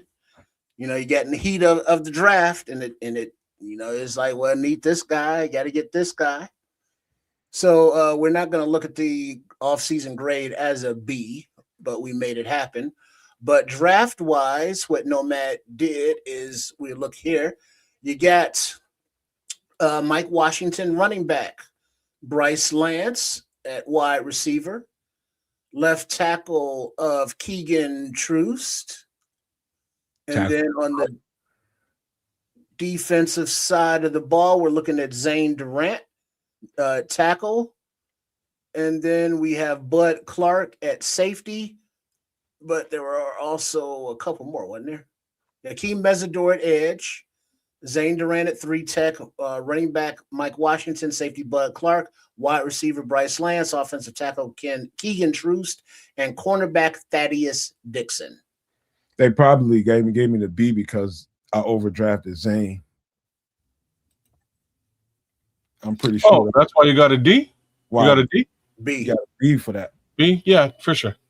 They're gonna give you a lower rating for that reach. I know what kind of. But then also, it was affected because of your cap health, which isn't fair because we had to manipulate some things. So the roster moves are identical, but the draft, I think you did, address, the situation where we're not showing Mesidor here for some reason. Let's see if I can move one. No, go up to the top there, right beside. There he is. Oh, you found him? Yeah. He's like fourth string. Fourth. Okay. Yeah, he got bumped back. So you got there's Mesidor and Durant there on your defensive line, and then linebacker wise, you got somebody, right? Patrick, if I'd have drafted Rodriguez, he's gonna get buried in the depth because we still got TJ, and then we just signed 2 other guys. You just got here, so you didn't see what we did, and you didn't know what we did, I guess. And there's Thaddeus. So this is kind of how the lineups would kind of look with the free agent acquisitions that the team made today, and then the addition of the draft picks that Nomad just made, right? These are all of them. Got some horses, man. Got some straight up horses. Yeah, I mean, it looks like on the defense with Bud Clark, Thaddeus Dixon, Durant, and Mesidor, you got some definite increased team speed. And we've already covered that they're all dogs. And then offensively, development left tackle, possible swing tackle, or whatever happens in Troost. And then we know Bryce Lance and Mike Washington are picking them up and putting them down, running, 4.3s and such. So it's like future building behind veterans, all of these rookies I would think would contribute, except maybe for Troost. He's a more development guy. But other than that, everybody's going to play. Exactly. They're going to see the field. Keegan Troost is going to get probably his first year is kind of going to be a redshirt year as we develop him and see where we're going to put him at, because he's got the kind of traits that he can play inside if they need him to. But you're training a tackle, to play on one side or the other or both sides. Swing him, because you ain't gonna have Bryson Jones pass this year. Mm-hmm. Yeah, so these are the possibilities. So if you stick to the model or whatever mock you're doing, make it a little bit realistic. And now Nomad went with Mesidor and as his first pick. I saw some people were saying McDonald, with their first pick. So run that sim, that mock, and see how you would fill out the rest of the roster from taking that first step forward. You might end up with a lot of the same players or not. Okay, that's the fun part. If you don't mind pulling up the full draft, I'm just going to talk to what people can see on the screen. The full draft, like draft this one? Yeah, the draft picks. If there's any way you can minimize so they can. Yeah, that's what I'm doing. All right. So my thoughts here is after what we've seen in the first phase of the free agency period, it's clear to me that they're going to draft their future edge rusher. It's clear to me at this point, unless something miraculous happens. Just sit there for a second. Unless something miraculous happens and they do pick up Trey Hendrickson, I don't see it happening, but I think Akeem Mesidor is a guy that we need to pay close attention to because I think they're telling us that their future edge rusher is in the draft. And I think he's that guy. If they don't get him, I think they move up and get David Bailey. That's how strongly I feel about those two guys' tapes. Zane Durant, I probably put 2 or 3 shorts out on him over the last 2 years. I've been studying him for a while. He's like young Grady Jarrett is what he is. So Grady Jarrett at his peak, Zane Durant is on his way too. We definitely need a shorter, more stout 3 technique that Dennis Allen would like. And Zane Durant is about 6'2", 6'3", somewhere in the neighborhood of 295, exactly where he likes a guy. A guy's going to grow into a 300-pound kid. And he's going to be the truth when he does, man. His athleticism is more insane than any 3 technique in this draft. He's just unique that way. Zane Durant is a piece. And then down to Mike Washington, you almost could not pass that up. The kind of horse that you're getting with this running back, because you know that, DeAndre Swift ain't going to be here forever. And you need to start thinking about your running backs of the future. And you got an opportunity at that spot to really, really improve your depth. I do not see Kyle Monunga, even though he can tote the rock. I just don't see him in every down number 1 running back. I don't see him as running back 1. I think Mike Washington is at some point. And so that's my thinking in getting Mike Washington on the team. And then Bud Clark, as of right now, we have 1 signed safety on the team. 1 signed safety. So we had to do something in that regard. And so Bud Clark, with his range and his ability, is exactly what Dennis Allen is looking for. That's what he got in Coby Bryant, somebody that can move around with a lot of different range. He's got a kind of a big cornerback's body. He's like, I guess about 6'1", 195, somewhere in that neighborhood. Perfect size to be kind of a tweener. You feel comfortable with putting Bud Clark on a slot if you have to. If he's got a man up on a slot receiver one-on-one, you feel good with that speed. And so he gives you almost exactly what you're getting out of Coby Bryant. So that's the reason for that.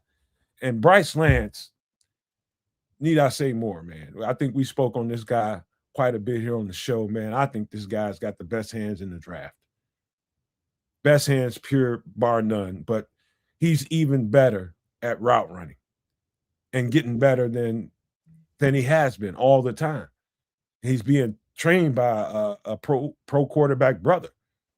So that's a great attribute to have, and he's going to get good work in the offseason. That guy's ceiling is going to be pretty high, I think.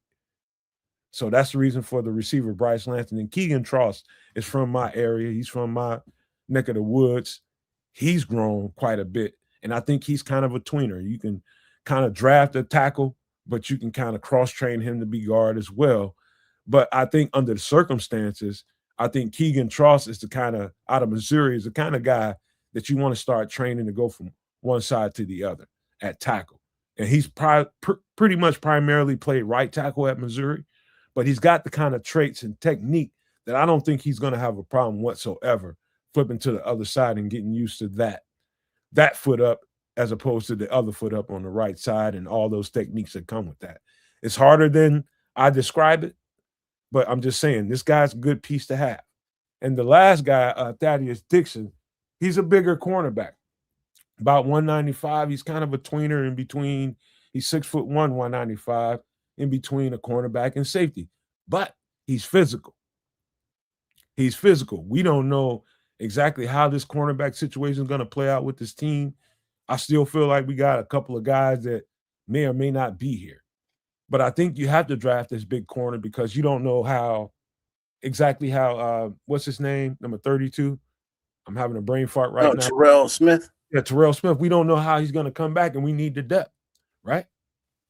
We do need the depth. we did not resign Nashawn Wright. He hasn't been signed in the free agent market, but if we were gonna resign Nashawn Wright, we would have.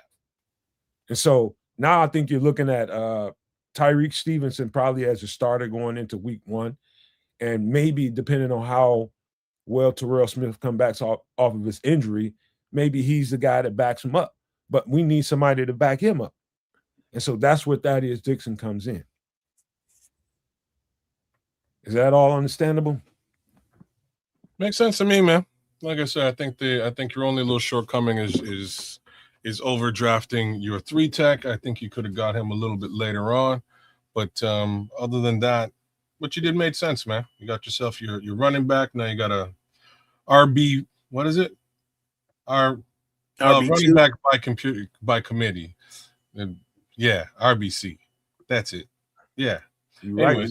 He might be able to fill in at guard too. He's got the traits. Who, your linebacker or your tackle? Yeah, Keegan Tross, y'all need to check him out, man. Okay. Yeah. A little help on that line. A lot of help on the other side of the line. I think that's where the shortcomings really are. But man. All right, that's it, man. Cool. All right, man. So what do y'all? Let me look at the free agency tracker and make sure ain't nothing happened since we've been talking. I think it's slowed down for the night. Well, Rico Dowdle got signed by the Steelers. Oh, that's a great place for him. 2-year, $12.25 million. Cowboys re-signed Sam Williams. Wait. Is that the total contract? 12.25? Yeah, 2 years. For Rico Dowdle? 2 years, 12.25. We could have done that, couldn't we? Oh no, what are we doing? Yeah, and then Sam Williams got a deal with the Cowboys, re-signed with them, 1 year, $3 million. I like that piece. Those are the last two things that just happened more recently. 2 minutes ago. Sheesh. Y'all talk a little bit. I'll be right back. I'm finna pop out right quick. Mm-hmm. Guess we're not really in the running back market, so it is what it is. But these running backs are going at really, really decent and semi-affordable prices that I think we can pallet.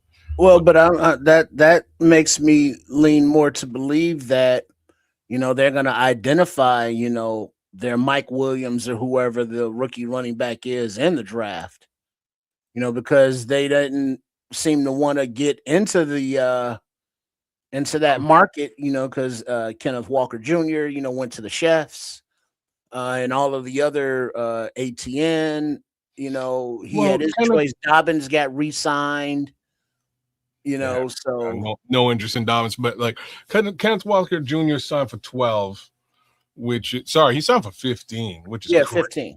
15. That's crazy. Like I wouldn't even have that if I was the bid I got to go up against. Like I would walk away from that immediately. But Rico Dowdle for 6, yeah. Tyler Algier for 4, okay. You know what I mean? Like these are numbers that I think they can afford, and I think the impact that those backs would bring to the Chicago Bears is pretty high. You know what I mean? Like it's pretty a large amount of impact, man. Like Rico Dowdle, holy smokes, stuff he was doing for both Dallas and Carolina last year. Sheesh, one-man army all by himself in certain games, man. So that's something the Steelers really needed at that running back position. Putting him right beside Jalen Warren, they got a real run game over there now. That run game is pretty crazy. Hey, by the way, I wanted to just mention and shout out to Jachoko. Hey man, listen. Broncos fan. Right. Listen, there's been some cuts recently that people like some of these GMs haven't. Maybe they expected it, maybe they didn't, but like cuts like Dre Greenlaw. Mm-hmm. Something to keep an eye on. Something to keep an eye on, man, from that Broncos defense. And speaking of running backs, there was a running back from the Jets or Giants that got cut. Well, they didn't cut no Brees Hall. No. I'm sorry. Check that. The Ravens. Who was the running back behind J.K. Dobbins? No. Not him. You talking Dobbins got re-signed in Denver. I just can't think of his name. He's got like 3 names and shit. Damn, he's tough too. Starts with a K. Yeah, you know what I'm talking about, right? I know exactly who you're talking about. Yeah, but he's been on the Ravens for a little bit, but Derrick Henry's been playing, so yeah, he wasn't.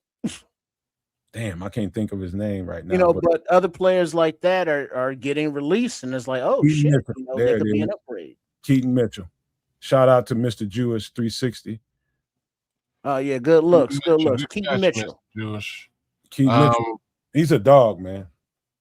Paul Martin, I wouldn't get rid of Swift for Kamara, but I would definitely line him up. Like they need a third back. I don't think you need 7 backs, 3 who sit on a bench and generally don't get involved in the game. I think you need 3 solid backs. I think Swift is solid. I think Kalmanangai brings a lot to the table as well. And a guy like a Kamara would be helpful too. Kamara's clearly getting up in age, but he'd be a good, he's good out of the backfield passing catches as well as full on use as a running back. So I tell you what, if you pick up Keaton Mitchell, I think they're waiting, and I think news of that just came out today. Trips, am I wrong? Yeah, 24 years old. He just got released today. So now it's going to take a little bit of time to see what the market value is, and I think if you go there, that prevents you from drafting a running back in the draft. But I don't think so. Remember we already lost Swift. He's gone. He's 24. No, did you say that? What? Swift is there, man. Swift is still here. I'm sorry, Homer. Oh, we didn't lose him either. No, he's gone. He's free agent. Oh, okay. I don't think so. I think so. I think he was. Yeah. Yeah. Keaton Mitchell, kids 4.3740. I know you like that. I haven't seen nothing good from Keaton Mitchell. I'll be straight up and down. He didn't get a chance. He doesn't get a chance to play very much with Derrick Henry. This is the problem. So if I haven't seen you, I have no film to have a conversation about you. I can't talk about you really. Yeah, 5'8", 190 pounds. We already have him. His name's another Braxton Jones hater. Don't nobody like Braxton around here, boy. No, I think Mitchell is. I think he's more of a faster Manan guy. Fair. I'll give you that. Oh, he's much faster. I'll give you that. But like I say, but the thing is, the history of the Ravens, we see how their free agents got paid. Lindenblum, Isaiah Likely, are resetting market prices at their position. So obviously they draft well with talent. So if a team like the Ravens is cutting somebody loose because they can't afford them, that's somebody that you look into. Yeah, he's right. He's right though, Ked. You need to check him out a little bit more. I'll take a look, Patrick. But like I say, I haven't seen nothing out of Keaton Mitchell. Everybody else I'm talking about, I've seen stuff out of. So I'll give him the benefit of the doubt. I'll look. You know who else got buried by depth? One of your favorite players this year. Who? Number 20, Chicago Bears. Who? Luther Burden? Number 26 for the Chicago Bears. 26. Nashawn Wright? Exactly. Did never. He was getting smothered. The flower couldn't bloom. Wasn't he an undrafted free agent? No, he was a third round, actually, I think. Third rounder. Okay. All right, my bad. Smothered by depth and could not bloom. And guess who knew that? Al Harris brought him here. And so, all right, so Eric Stutzmeyer came here. I think his last team was, help me out in the chat. What was his last team? Because I just remember him arguing. Running back coach? Yeah. Someplace. Hey, G, what's up? What'd you say? Someplace. He was just Panthers? It might have been. You talking about the new coach? Yeah, running back coach. What up, D Nice? Because who had Nick Chubb? Cleveland. Is that Cleveland? I think that's where he's from, Cleveland? Sounds about right. They got a good run game over there. I think he was. No, Smitty's saying Miami. Miami. All he right, was with. Oh, that's right. It was with Devin A-Chain and Monster. A-Chain, a different Chubb. okay, so a little exercise right quick is to see who may or may not be available in the running back room in Miami. Well, technically, Devin A-Chain is up. Well, He is he's rich. Any young guys on the come up. He's a young guy on the come up. He has 1 year left on his deal. I don't think you would have to pay to trade. You could just pony up a pick for this and see There what you happens. go. Mr. Jewish is on his shit. Ollie Gordon. And he's on the Dolphins? Yeah. Ollie Gordon. I think they got Jaden something, but he started to really, I think they're going to try to keep him. But Ollie Gordon, and they got another guy, Jaden something. Yeah, Ollie Gordon, 22 years old, 6'1", 225 pounds. I did a lot of work on him last year. Oh, he came from they drafted him last year. Yeah. Oklahoma State Cowboys. Mm-hmm. Well, they ain't letting him go. And kids, he runs a 40 of 4.6. I remember looking at Ollie Gordon last year, man. He's a little bit slower, but he's a good back for all intents and purposes. Mr. Jewish is a damn computer. Jalen Wright is the running back, the other running back I was talking about. Jalen Wright's also a good back. Don't be surprised if when you bring in a new coach like that and they've got pieces that they've been working with over at another team, don't be surprised if they're able to convince a coaching staff to make a move for them. Because the aforementioned Mr. Jalen Wright, 5'10", 208 pounds, and he is a mere 22 years old. And as we know, kids likes his 40 times 4.38. No, I remember both Jalen Wright and Ollie Gordon. Ollie Gordon is a bit of a big body, which is great. We could kind of use that. Jalen Wright is not what I would consider a big body. It's good size, but he's fast and shifty. Like he's a nice back. I don't see the Dolphins doing anything with these guys though. Like they were drafted last year. They drafted 2 running backs last year. I'm telling you, bookmark this. They just did a coaching change over, kids. You got to always remember that. Yeah, these coaches didn't draft those guys. You got to remember that. Bookmark this, Nomad. But you know what we're talking about. There could be some action going on there. You got to always pay attention to where these coaches come from and the talent that they were developing at that place. I'm just always have to pay attention to that. It's when you're paying them peanuts, it's hard to cut. I mean, it's hard to cut somebody virtually paying nothing on a rookie deal for the next couple of years. If he doesn't shake out this year under your tutelage, at least you've had a little bit of time to check him out. Here he goes again, Trips. Uncle Nick died. I'm just saying. Listen to my man in the chat. You know, as Peter Griffin sang, "I need a Jew," and now we have Mr. Jewish, who says his dad always told him that he should have done this for a living because he's so damn good at it. And his review right here, put that back up. He is a wrecking ball. He just got injured. Mm-hmm. Ollie Gordon was big and strong, just was behind a terrible O-line in Miami, at where Devin A-Chain's production time came from the pass, catch, and run. Yeah. That's exactly why they drafted him. It may or may not happen. Right to back up. Just pointing out to people so that you pay attention to it. So if it pops up in the next 24 to 48 hours, you know why. I'll be surprised. Like I said. You know, but the thing is, when every free agent or player is connected to a former coach, there's like, oh yeah, Hendrickson, he played with Dennis Allen, so there's that connection. You know, they brought over Eric Studsbury to replace Eric Bieniemy, you know, who moved on to the Chefs. But if Studsbury has that respect to be hired and he says, hey, this running back that I worked with in Miami is worth a look because he would be of a benefit to this Bears squad. You know, I'm of the belief that Ben Johnson and Ryan Poles would listen to him. Yeah. No, yeah, like, but recognize that the team that has their contracts right now are paying them nothing. They're on rookie deals. So unless you're towards the end of your rookie deal, they're likely not to let go of that player regardless. Unless, yeah. I mean, you know what I mean? Like that's all I'm saying. Well, yeah, but the mechanics of it are one thing, you know, the value and the trade and all that. But the point being that Coach Studsbury's probably like, hey, this guy is a dog, and look into getting him.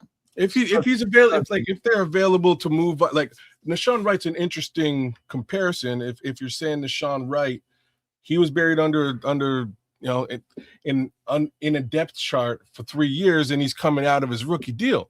So perfect reason for him to step out and be on another team in sort of a prove it fashion. Off he goes. These guys were drafted last season, right? Like I just don't. I would see them letting go of A-Chain before the two young guys. Because again, he's getting closer to the area where you're going to have to pay him. I'm picking up what you're putting down, kids. I'm just saying this, especially when you get veteran coaches. If a coach comes from another place, especially the veteran coaches, like if you know anything about Eric Stootsville, wherever he's been at, the running game has been electric. Mm-hmm. You know, because he's been in a certain kind of system where it's that one cut, get upfield kind of offense that we're running now. San Francisco, when he won a Super Bowl out there, they ran the shit out of the ball in Miami. You know, you say what you want about Tua, but A-Chain tore that shit up. It's the style of offense that they were running, and you have to honor that. And he's developing those guys behind A-Chain. And again, kids, I don't know what's going to happen with that. I think it's crazy for the Dolphins. I think he's one of the premier players in the league, and so unless they're planning on paying him, you know, then you can make an argument for them letting A-Chain go, but I don't see it. Well, I think you guys made the argument better than I did, and that is you just drafted two young running backs behind Devin A-Chain. One kind of is a little bit like Devin A-Chain, as in Wright, and the other is that more of a bruiser back in Gordon. So you've got two guys behind this guy. Do we have to pay him, or can we get something for trading him before we have to pay him? So that's the logic that I'm looking at, as opposed to trading off the two younger guys who are paying nothing and will be here for 4 years that we just drafted. It's good logic. It's good logic, Eds, but you just I don't know everything. Just shit happens. Let's be real. Turn himself into. You know, but we are talking about Miami, so it doesn't have to all be logical. Into number 0 for the Detroit Lions. Like they ain't coming off of that guy. That's the kind of premier player A-Chain just turned himself into. So he's extremely valuable. Well, he was. All right, man. No. Hey, I just mean he was to Mike McDaniel in Mike McDaniel's scheme. And now, just given your same logic, new guy coming in the building, who knows what he values? Right. He might not fit as well. That's all I'm saying. There is another signing. Safety Alohi Gilman from the Ravens is headed to the Chiefs for 3 years at $24.75 million, including $15 million guaranteed. But he didn't even get that kind of money because he's and good. Then also not him. I'm saying, where did the Chiefs get that kind? Well, yeah, and I'm saying we're not done because the Chiefs have also agreed to terms with wide receiver Tyquan Thornton on a 2-year, $11 million deal with a max value of $14 million. Wow. The speedster is back with Mahomes in KC. Wow. I'm just saying so they spent 15 another. Well, they did trade away that cornerback, but I don't know how much he was making. They redid Mahomes' contract. And Kelsey's coming back too. Yeah, they redid Mahomes' contract. That's where the money came from. That's where the money's coming. And they scooped up. They're gonna be running the ball with Gordon, and they're gonna run in the defense with Kenneth Walker. Yeah, with Kenneth Walker. My bad. They're gonna be running, they're gonna take some pressure off Patrick Mahomes. They got Kelsey back in the fold for 1 year, $12 million. They're gonna run the ball and put an emphasis on it and play some on defense. In my opinion, now the Chiefs do draft well, especially in later rounds, and so some of those good pieces that they have, like like the Raiders took 2 of their corners. No, not the Raiders, but the Rams took 2 of their corners, McDuffie and another guy. They took off of the Chiefs, man, because they draft those guys very well, man. They got a veteran defensive coordinator that really, really drafts corners well. And so they got too many of them to pay, and so they let 2 of the main cogs out. Now it's going to be, can they replace those guys with the same amount of production? But I do think they're setting up to be run first and defensive heavy. Yeah, I mean, you just signed the Super Bowl MVP, running back. You're going to feed him because you're giving him $15 million a year. Man, you know what? Leo Factor just made my heart sink. What happened? Because they let go of Rashawn Gary. Micah Parsons is off of a major knee injury. And so his price might be, his value might be really, really high in Green Bay. For Trey Hendrickson. Man, speaking of don't having the money for it, do they have the money for it? They'll make it happen, man, like they always do. Yeah, the cap is a myth, right now. Mm-hmm. Yeah, but Patrick is saying the Chefs O-line, kind of sucks. Can't win them all. They suck at pass protection right now, but they all right at running the ball. They all right at that. It's just they didn't have the right running backs. But even though big number 27 is a horse, man, and he did the best that he could do, that number 10 ain't it. No, Pacheco. Yeah, he ain't it. That's He why was they flash in the pan. Yep. That's why they went and got Kenneth Walker. He's gonna transform everything. Oh yeah, that changes the game for the Chiefs. Yeah, but speaking of transforming everything, even though he's making $14 million a year because he's on the franchise tag, did you see the shade that Breece Hall was throwing at his organization when they were signing all these people? And he put out a tweet that basically said, "Oh, damn, Jets got an awful lot of money to sign all these contracts," kind of a laughing because he's on the franchise tag. Yeah, what is the franchise tag value though? $14.5 million. At the running back position? 1 year. They treated him because he was gonna get 20 somewhere. He would have. I don't know. Like just not in that market, man. Are you kidding me? No, I'm not. Like once you pay a running back $20 million, all the running backs are gonna want $20 million. And there's another running back. Just got 15. But this is what I'm saying. Like if he set the market at 15, somebody else next year is going to try to get 15 at the top of that market. Dog, there's a running back that got, I can't think of who he is right now. I'm sorting through my mind. The running back market has gone up now all of a sudden. Sorta. Kenneth Walker the highest paid? He's probably Kenneth Walker would be the highest paid. I would have to assume, because even if y'all remember just a year and a bit ago, Saquon was trying to get 12. And Derrick Henry got 10, Saquon got 12. They could barely get sustainable numbers that they appreciated. But who's a better running back, Travis Etienne or Breece Hall? Personally, I would say Breece Hall. Yeah, I'll say Breece Hall because he's a little bit nimbler, faster. Nimbler, is that a word? You might want to check Travis Etienne's numbers. Mm-hmm. Travis Etienne got replaced twice. I'm just saying. He's not a Jacksonville Jaguar anymore. He got replaced by. It's not what you say; it's what the market says. That's why he's on. Why he's on the market is because he got replaced. Who's a cat? He wound up in Philadelphia. Tank Bigsby. Tank Bigsby replaced his ass in a way that they were like, we don't even know if we want you to play ever again. Definitely ain't paying you. Now he's gone. He had a bomb-ass second half of the season, I'll tell you that. He had to come back and prove his theory, and they also made sure that he did so they could get something out of it, and still wound up getting nothing out of it. And that's part and parcel. So, I guess they did get something out of it. They traded Tank. That's what they got. They had to trade Tank to see if he was worth keeping, and in the end, they decided he wasn't. I think the proof is in the pudding, kids. It's clear to everybody 2 years running that a strong defense strong, young, fast, physical defense, along with a strong running game, will win you a championship. Hence, why the running back market has gone up. Yep. That's gone up a little bit. That is truth. But the entire market always goes up every year. So there is that. Yeah. Well, the cap's going up, the market's going up. Uncle Nick died again, didn't he?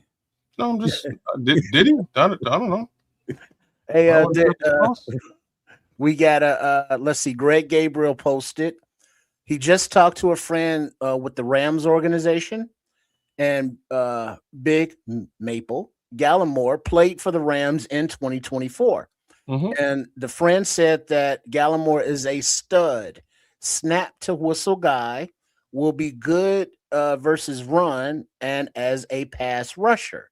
He also knows Bryant, said that Bryant may be one of the most undervalued players in the league. Agreed. And so these are, two of our free agent signings today, because what? The power of polls compels you.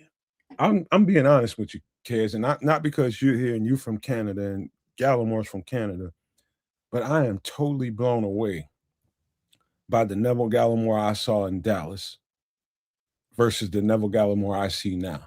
It blows me away. I'm serious, man. Like I'm not exaggerating when I tell you that this guy has completely transformed. I mean, you're talking about caterpillar to butterfly. Man, I mean, I'm talking about one of the more improved players I've seen in 5 years. That I'm not kidding you when I say Neville Gallimore has gotten so much better. It's like when DeForest Buckner went down at some point in Indianapolis this year, right? And Neville Gallimore had to play a bigger role. It looked better with Neville Gallimore, and DeForest Buckner is one of the top 5 3-techs in the league. Man, the one thing I will say is the kids that I'll never forget about Neville is his hands, man. His hands, powerful. They are like, he got thick, strong ass hands, bro. I remember shaking his hand and being like, damn, like I wouldn't want to be an old lineman in front of you with them, with your paws on. I wouldn't want that at all. But he's got these mitts on him, man. But, so thick, hands so thick they can use them as a cutting board. You know what I'm saying? Like thick, bro, and powerful. I was quite surprised. But yeah, man, I'm excited that he's here. I think he's going to be a great piece on that defensive line. And we'll see what else Ryan Post does with it, man. They got it younger. And I know David Onyemata was on their list. I know that because he's one of Dennis Allen's guys. But, man, Neville Gallimore is a younger version of what happened, Trip? Oh, the Blackhawks won in overtime. Oh, man, I thought it was a move or something. Fuck the Blackhawks. Hey, settle down. But Neville Gallimore, I'm telling you, I'm going to be hooting and hollering about him all year. I'm going to be hooting and hollering about him all year. He's a little wrecking ball, man. And one thing I will give him a little criticism. He's got to get better because he's so good as a pass rusher from inside. I think that's why they got him. It's because he can create pressures from the inside of the defensive line that not a lot of guys can. And so they insist on wanting to rush with 4. And so this guy's going to help you in that regard. Now, his run stoppage has gotten better since he was in Dallas. He's better than he was, but he still got work to do in that department. And I think he's going to be I think he's basically insurance for Grady Jarrett not being right. You nailed that one. Like, he's kind of a Grady Jarrett in his own right. So we'll see much more of that as the season progresses. I don't want to, Grady Jarrett's a bit of a legend in his own respect. I don't want to put that on Neville, but he's good, man. We're going to see it this season, and this little comparison is going to come back. Don't be scared to raise the bar for him, man, because I think he can get there. Well, what is evidence from what you're just saying is that he's been raising the bar for himself over the course of these last couple of years. So big thumbs up, and I hope he continues to do so. I know this, man. I think he's going to be one of the fan favorites in Chicago. People are going to love Neville Gallimore. He plays with intensity. He plays with a lot of motor, and his pressures from the inside are noticeable. And so when he does get rotation, don't be surprised if he, depending on what we do in this draft and the rest of this free agency, don't be surprised if he, at some point during the year, gets the lion's share of the rep count. You mean he's taking like reps from Big Dex? Dex is going to be more, I think, more nose guard in this defense now. Yeah, Paul Martin is more of a 3-tech. He's definitely Caribbean. His grandparents are friends with my aunt and uncle, and my dad used to play dominoes with his granddad for sure. But domino mother. Yo, it's a thing. Like the Jamaican community is a thing. They just drink they drink Ray and nephews and play dominoes and cuss each other out and play reggae every weekend. It's religious, but it is what it is. Man, I got to make some more reggae music. I got to make some more. Mm-hmm. It comes out. But before we go any further, got to give a shout out to all of the Nomaniacs, all of the kids, Canuckers, and all of the sports Chicago stylers. Those are the diehard Bear lovers, football lovers that are tuning in on what's today? It's March 9th, 10 p.m. Hearing what the Bears and just in general NFL football talk is happening. So please make sure you are all subscribed and make sure you join us again Wednesday night on some extra sauce, and we will be discussing more signings because I guarantee you, we ain't done. By the way, Trips, just to put the icing on the cake, we're giving you guys somewhere to be at as far as this free agency thing is going. We're just letting the thing play out the way it's supposed to play out, and we're here with the coverage for you all. And so the very least you could do is make sure you show some love to all 3 channels, please. Yeah, give us a like, share, subscribe at all 3 of the channels: Keds of Canuck, Nomad Network, Sports Chicago Style. Leave a comment. Send us a tweet on Twitter. Just don't tweet Nomad; he will not respond.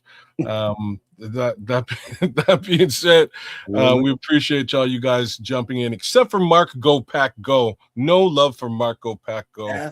And if I had $1 million, if it weren't for the money, I'd be a millionaire. I think they lost too much, but they draft well, so I can't say they lost. What's his name? Coby. Don't be giving them no love, man. I'm trying to say, man, it's the competitor in me, kids. I appreciate the opponent, man. Trying to say FGB. That's what I'm trying. Well, you still say that. Appreciate that. You will never learn how to kick my ass unless you learn my tendencies. Well, if anything, it's always about the Packers. Always.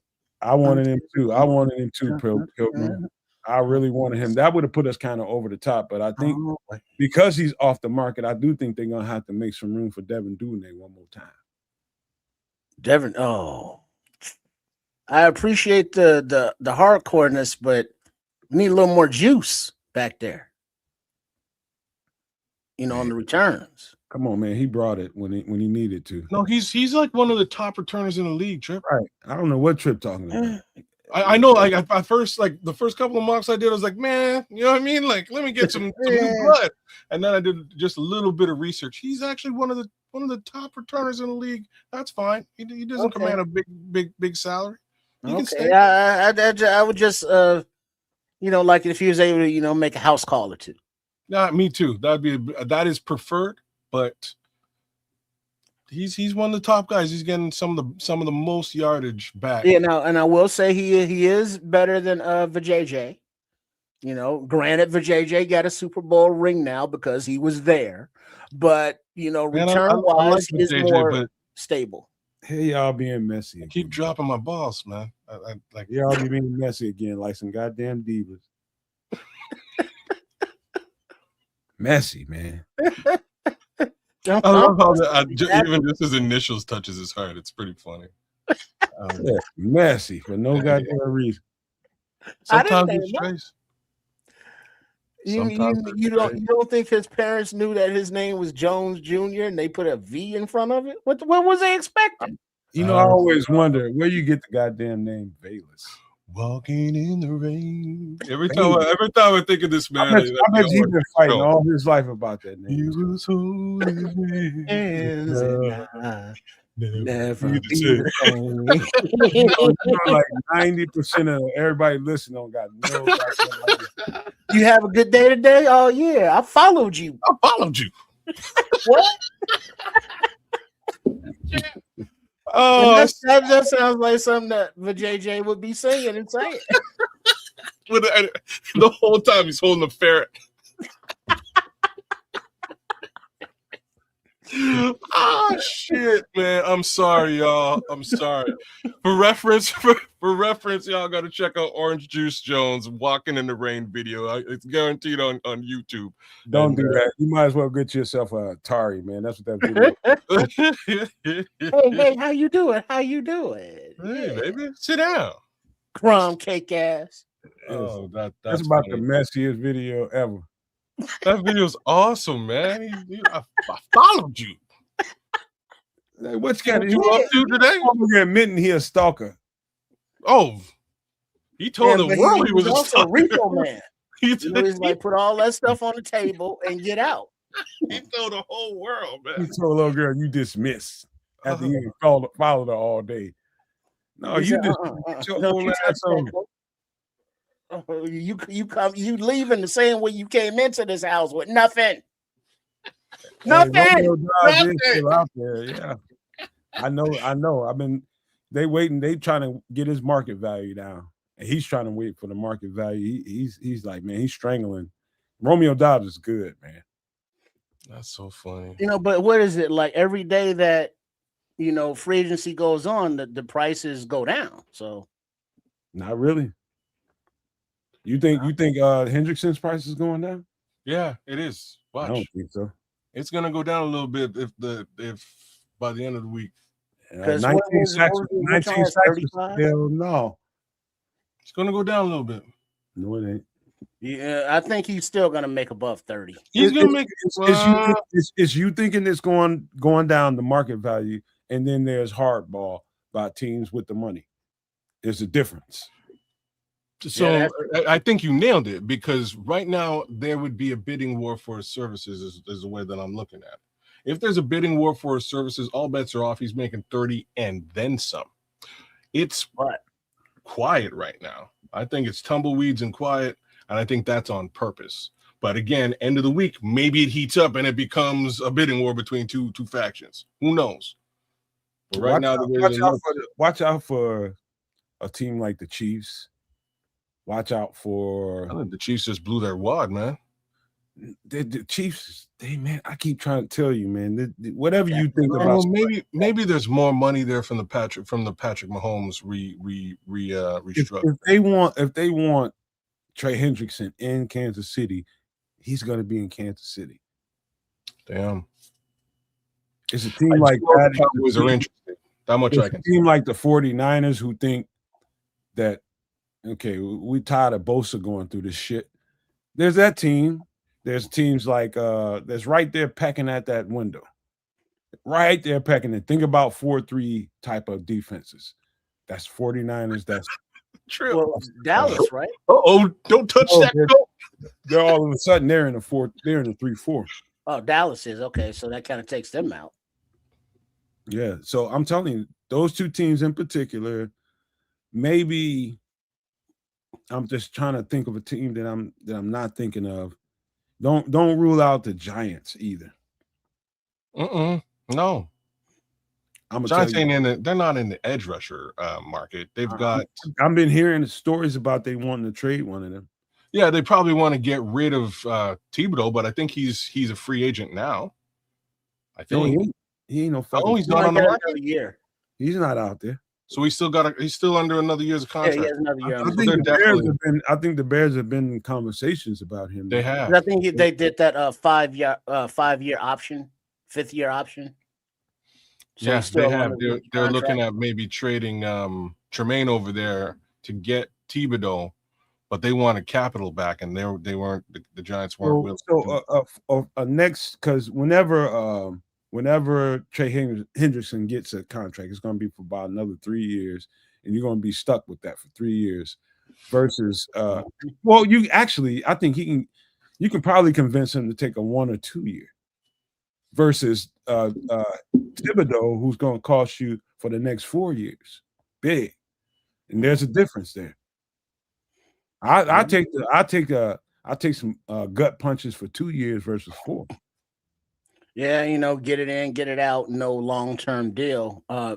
Headache. But something that I do want to clean up that I misspoke earlier, and I heard Greg Gabriel clean it up, and it made sense. But was talking about like the comp picks for the players that the Bears lose in free agency.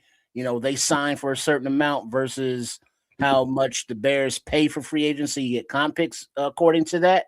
And I mistakenly said that Tremaine Edmonds, his deal in New York would go toward the Bears, but it doesn't because Tremaine wasn't a free agent. He was cut.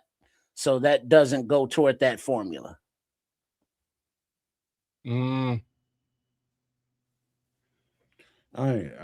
man. So it's you can't even trip over a comp pick. Nah. You know what I mean? Jeez. But back to Hendrickson, the teams that still have money or can create money and still have a needed edge. We saw those prices, Oweh and Osai, and the guys that got signed today. Jalen Phillips, $25 million a year. Granted, Phillips is younger than Hendrickson, but Hendrickson is more accomplished than Phillips, so he's definitely making more than 25. Hey, Trips, you want to hear some crazy shit I've heard over the last 48 hours? Bears trying to trade for Jalen Carter. Yeah, I saw that. Or I saw that he was on the block and that Bears were among interested teams. I'm like, man, that's crazy. I think people just like, come on, man. What do you call that? Bait of clickbait? I like, come on, dog. Just go rob an old lady at Aldi or something, man. Oh, not the old lady when she cashed some money and just go and hit upside the head and go and take a purse. Oh, you got to hit her. Just take the purse. She's gonna get concussed. No violence. I'm just kidding, y'all. But it is crazy though, right? Like, I mean, really? Really? I can't believe people have been for 48 hours getting clicks off of this shit. Hey. But that just shows you how feeble the fan bases are. People will listen to that shit. But the thing is, people will understand that it's fake or clickbait, but then they'll repost it, saying, this is funny. Or don't specify that it's clickbait or that they understand that it's fake news. And so you are denouncing the clickbait material at the very same time you're reposting and sharing it. I think people put too much relevance to social media. Number one. Number two is, I think at this point, and I would have said something different about 3, 4, 5 years ago, but I do believe 90% of people that really, really engage in social media, they're delusional, man. They are. That's why they on social media, because they ain't got no friends in real life. They're very delusional, man. It's like, man, come on. You just trick yourself into believing whatever the fuck you want, won't you? Like, come on, man. There's no realism to some of the thoughts that some of these people have. None whatsoever. There's no relation to reality. But they will trick themselves into believing that this is true. A fat man don't like grease. And I can give you every fact telling you opposite of that. I'm not skinny, and I'm not the biggest fan of grease. Well, I mean, Just but saying. you like grease, motherfucker. I know you. I'm not a fan of grease. I'd much rather non-greasy things. I know how much you like burgers. Shut up, kids. For you don't eat no fried chicken. But like I can squeeze the grease out of burger. Shut up, kids. Let it drip onto the fries and sop them up. Then you know damn well. No, I put my fries on paper towels so the grease comes out. Oh, and then dip them in mayonnaise. Hey, this site is social. Well, mayonnaise ain't grease. Paul, you're right. This is vegetable sauce. There's a lot of grease in mayonnaise, man. What are we talking about here? There's a lot of oil. There's a lot of oil in mayonnaise, man. Oil and grease are two different things. No, it ain't. It's grease. It certainly is. Oils can be good for you. And if you ain't got no lotion, they're both lubricants. Then that's it. You might need yourself some mayonnaise, bro. I ain't fat. Man, let's get the hell out of here, man. 11 o'clock, 11:30, man. I got to get something to drink. I ain't fat. I'm just big bone. Mm-hmm. There it is. Big and there you go. Big boned it. I'm just heavy set. He's heavy set. Look, never ain't fat. He just got big bones, man. Or for those of us who grew up a certain way, husky. Oh, I know. Hey man, you ever I'm telling you, man, I've seen kids like grow faster than they should. I got the no sugar maple syrup right now. It's a new thing. It's killing it. Unaliving it. Man. Is it grade A? It is grade A. It's super good. I was like, I don't want this. This is gonna be garbage.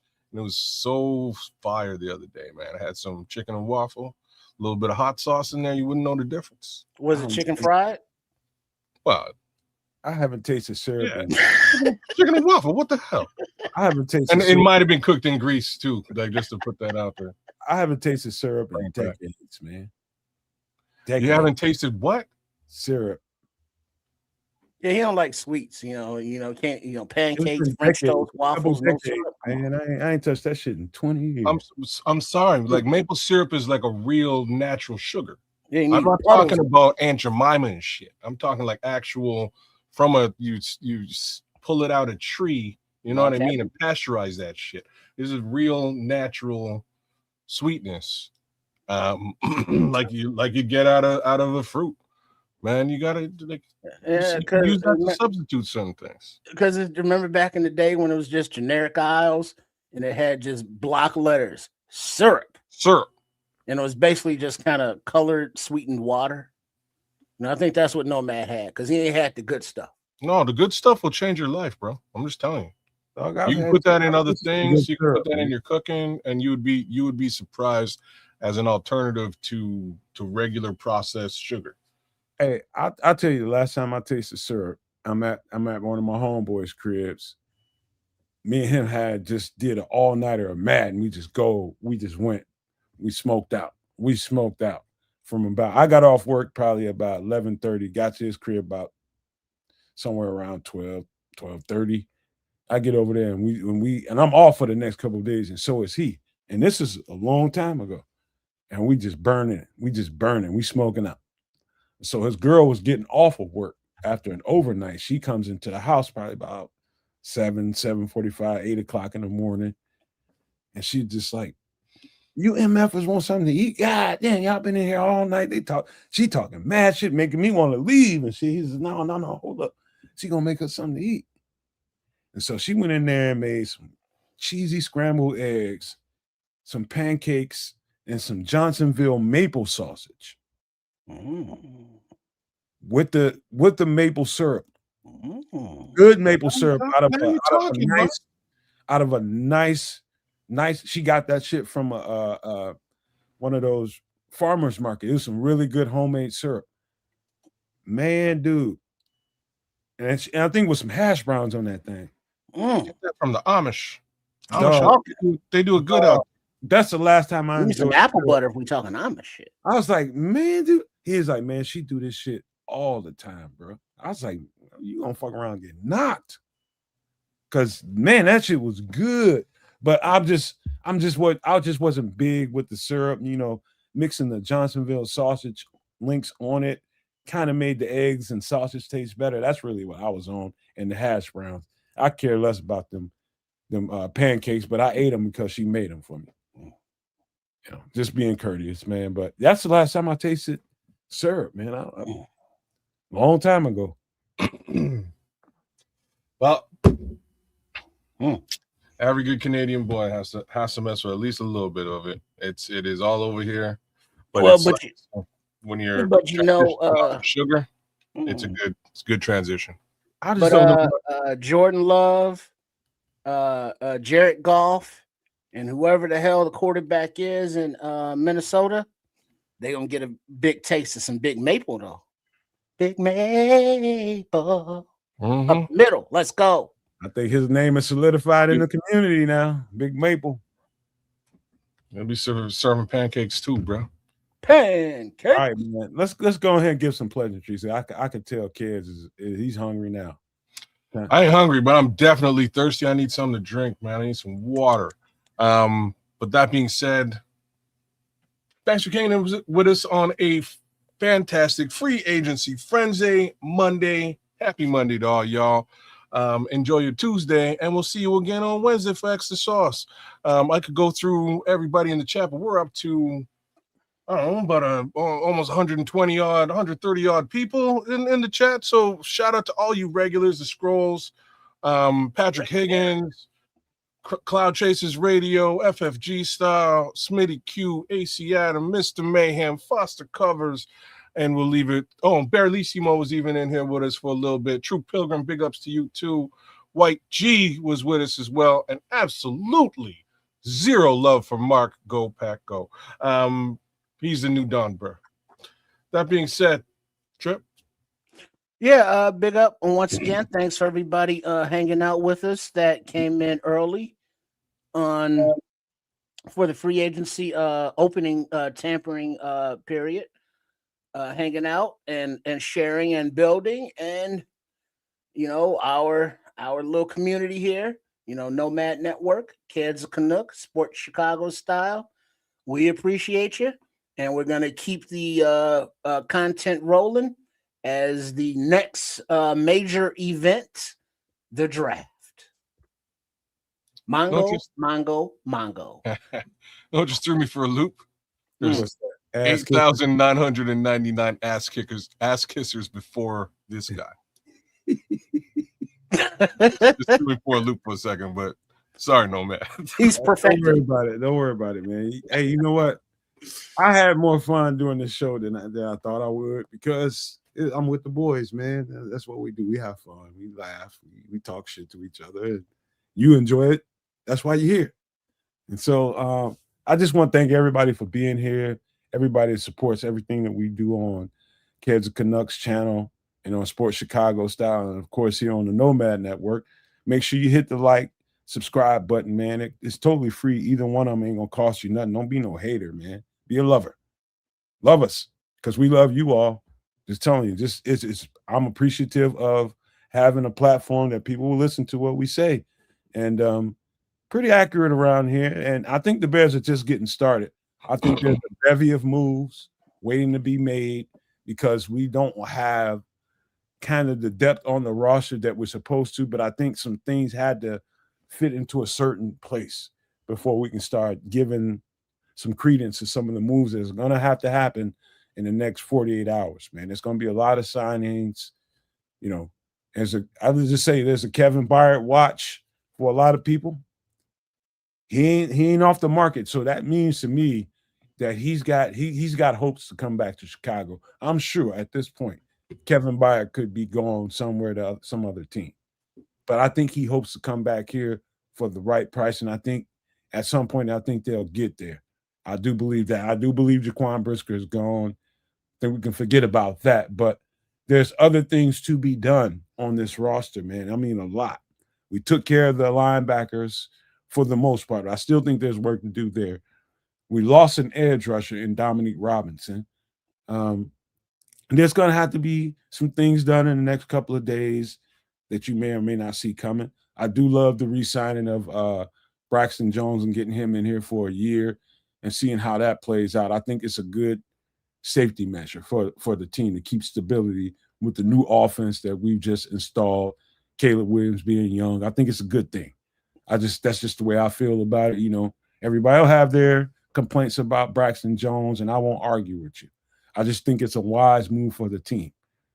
And so with that being said, I do love the picks that we got today. Love Coby Bryant. Absolutely love Neville Gallimore and the player he's become. And I got to stop there because I'm going to go on and on about Neville Gallimore. But I appreciate you guys for being here. Stay tuned this Wednesday. Unless we have some breaking news that's crazy, I might have to pop on here tomorrow, but we'll see. So until then, we'll wait till Wednesday and we'll get to it all on that day on some extra sauce. Wednesday at 8 p.m. Central. But before we go, I got to leave you guys with these famous words. Love, peace, and hair grease, y'all.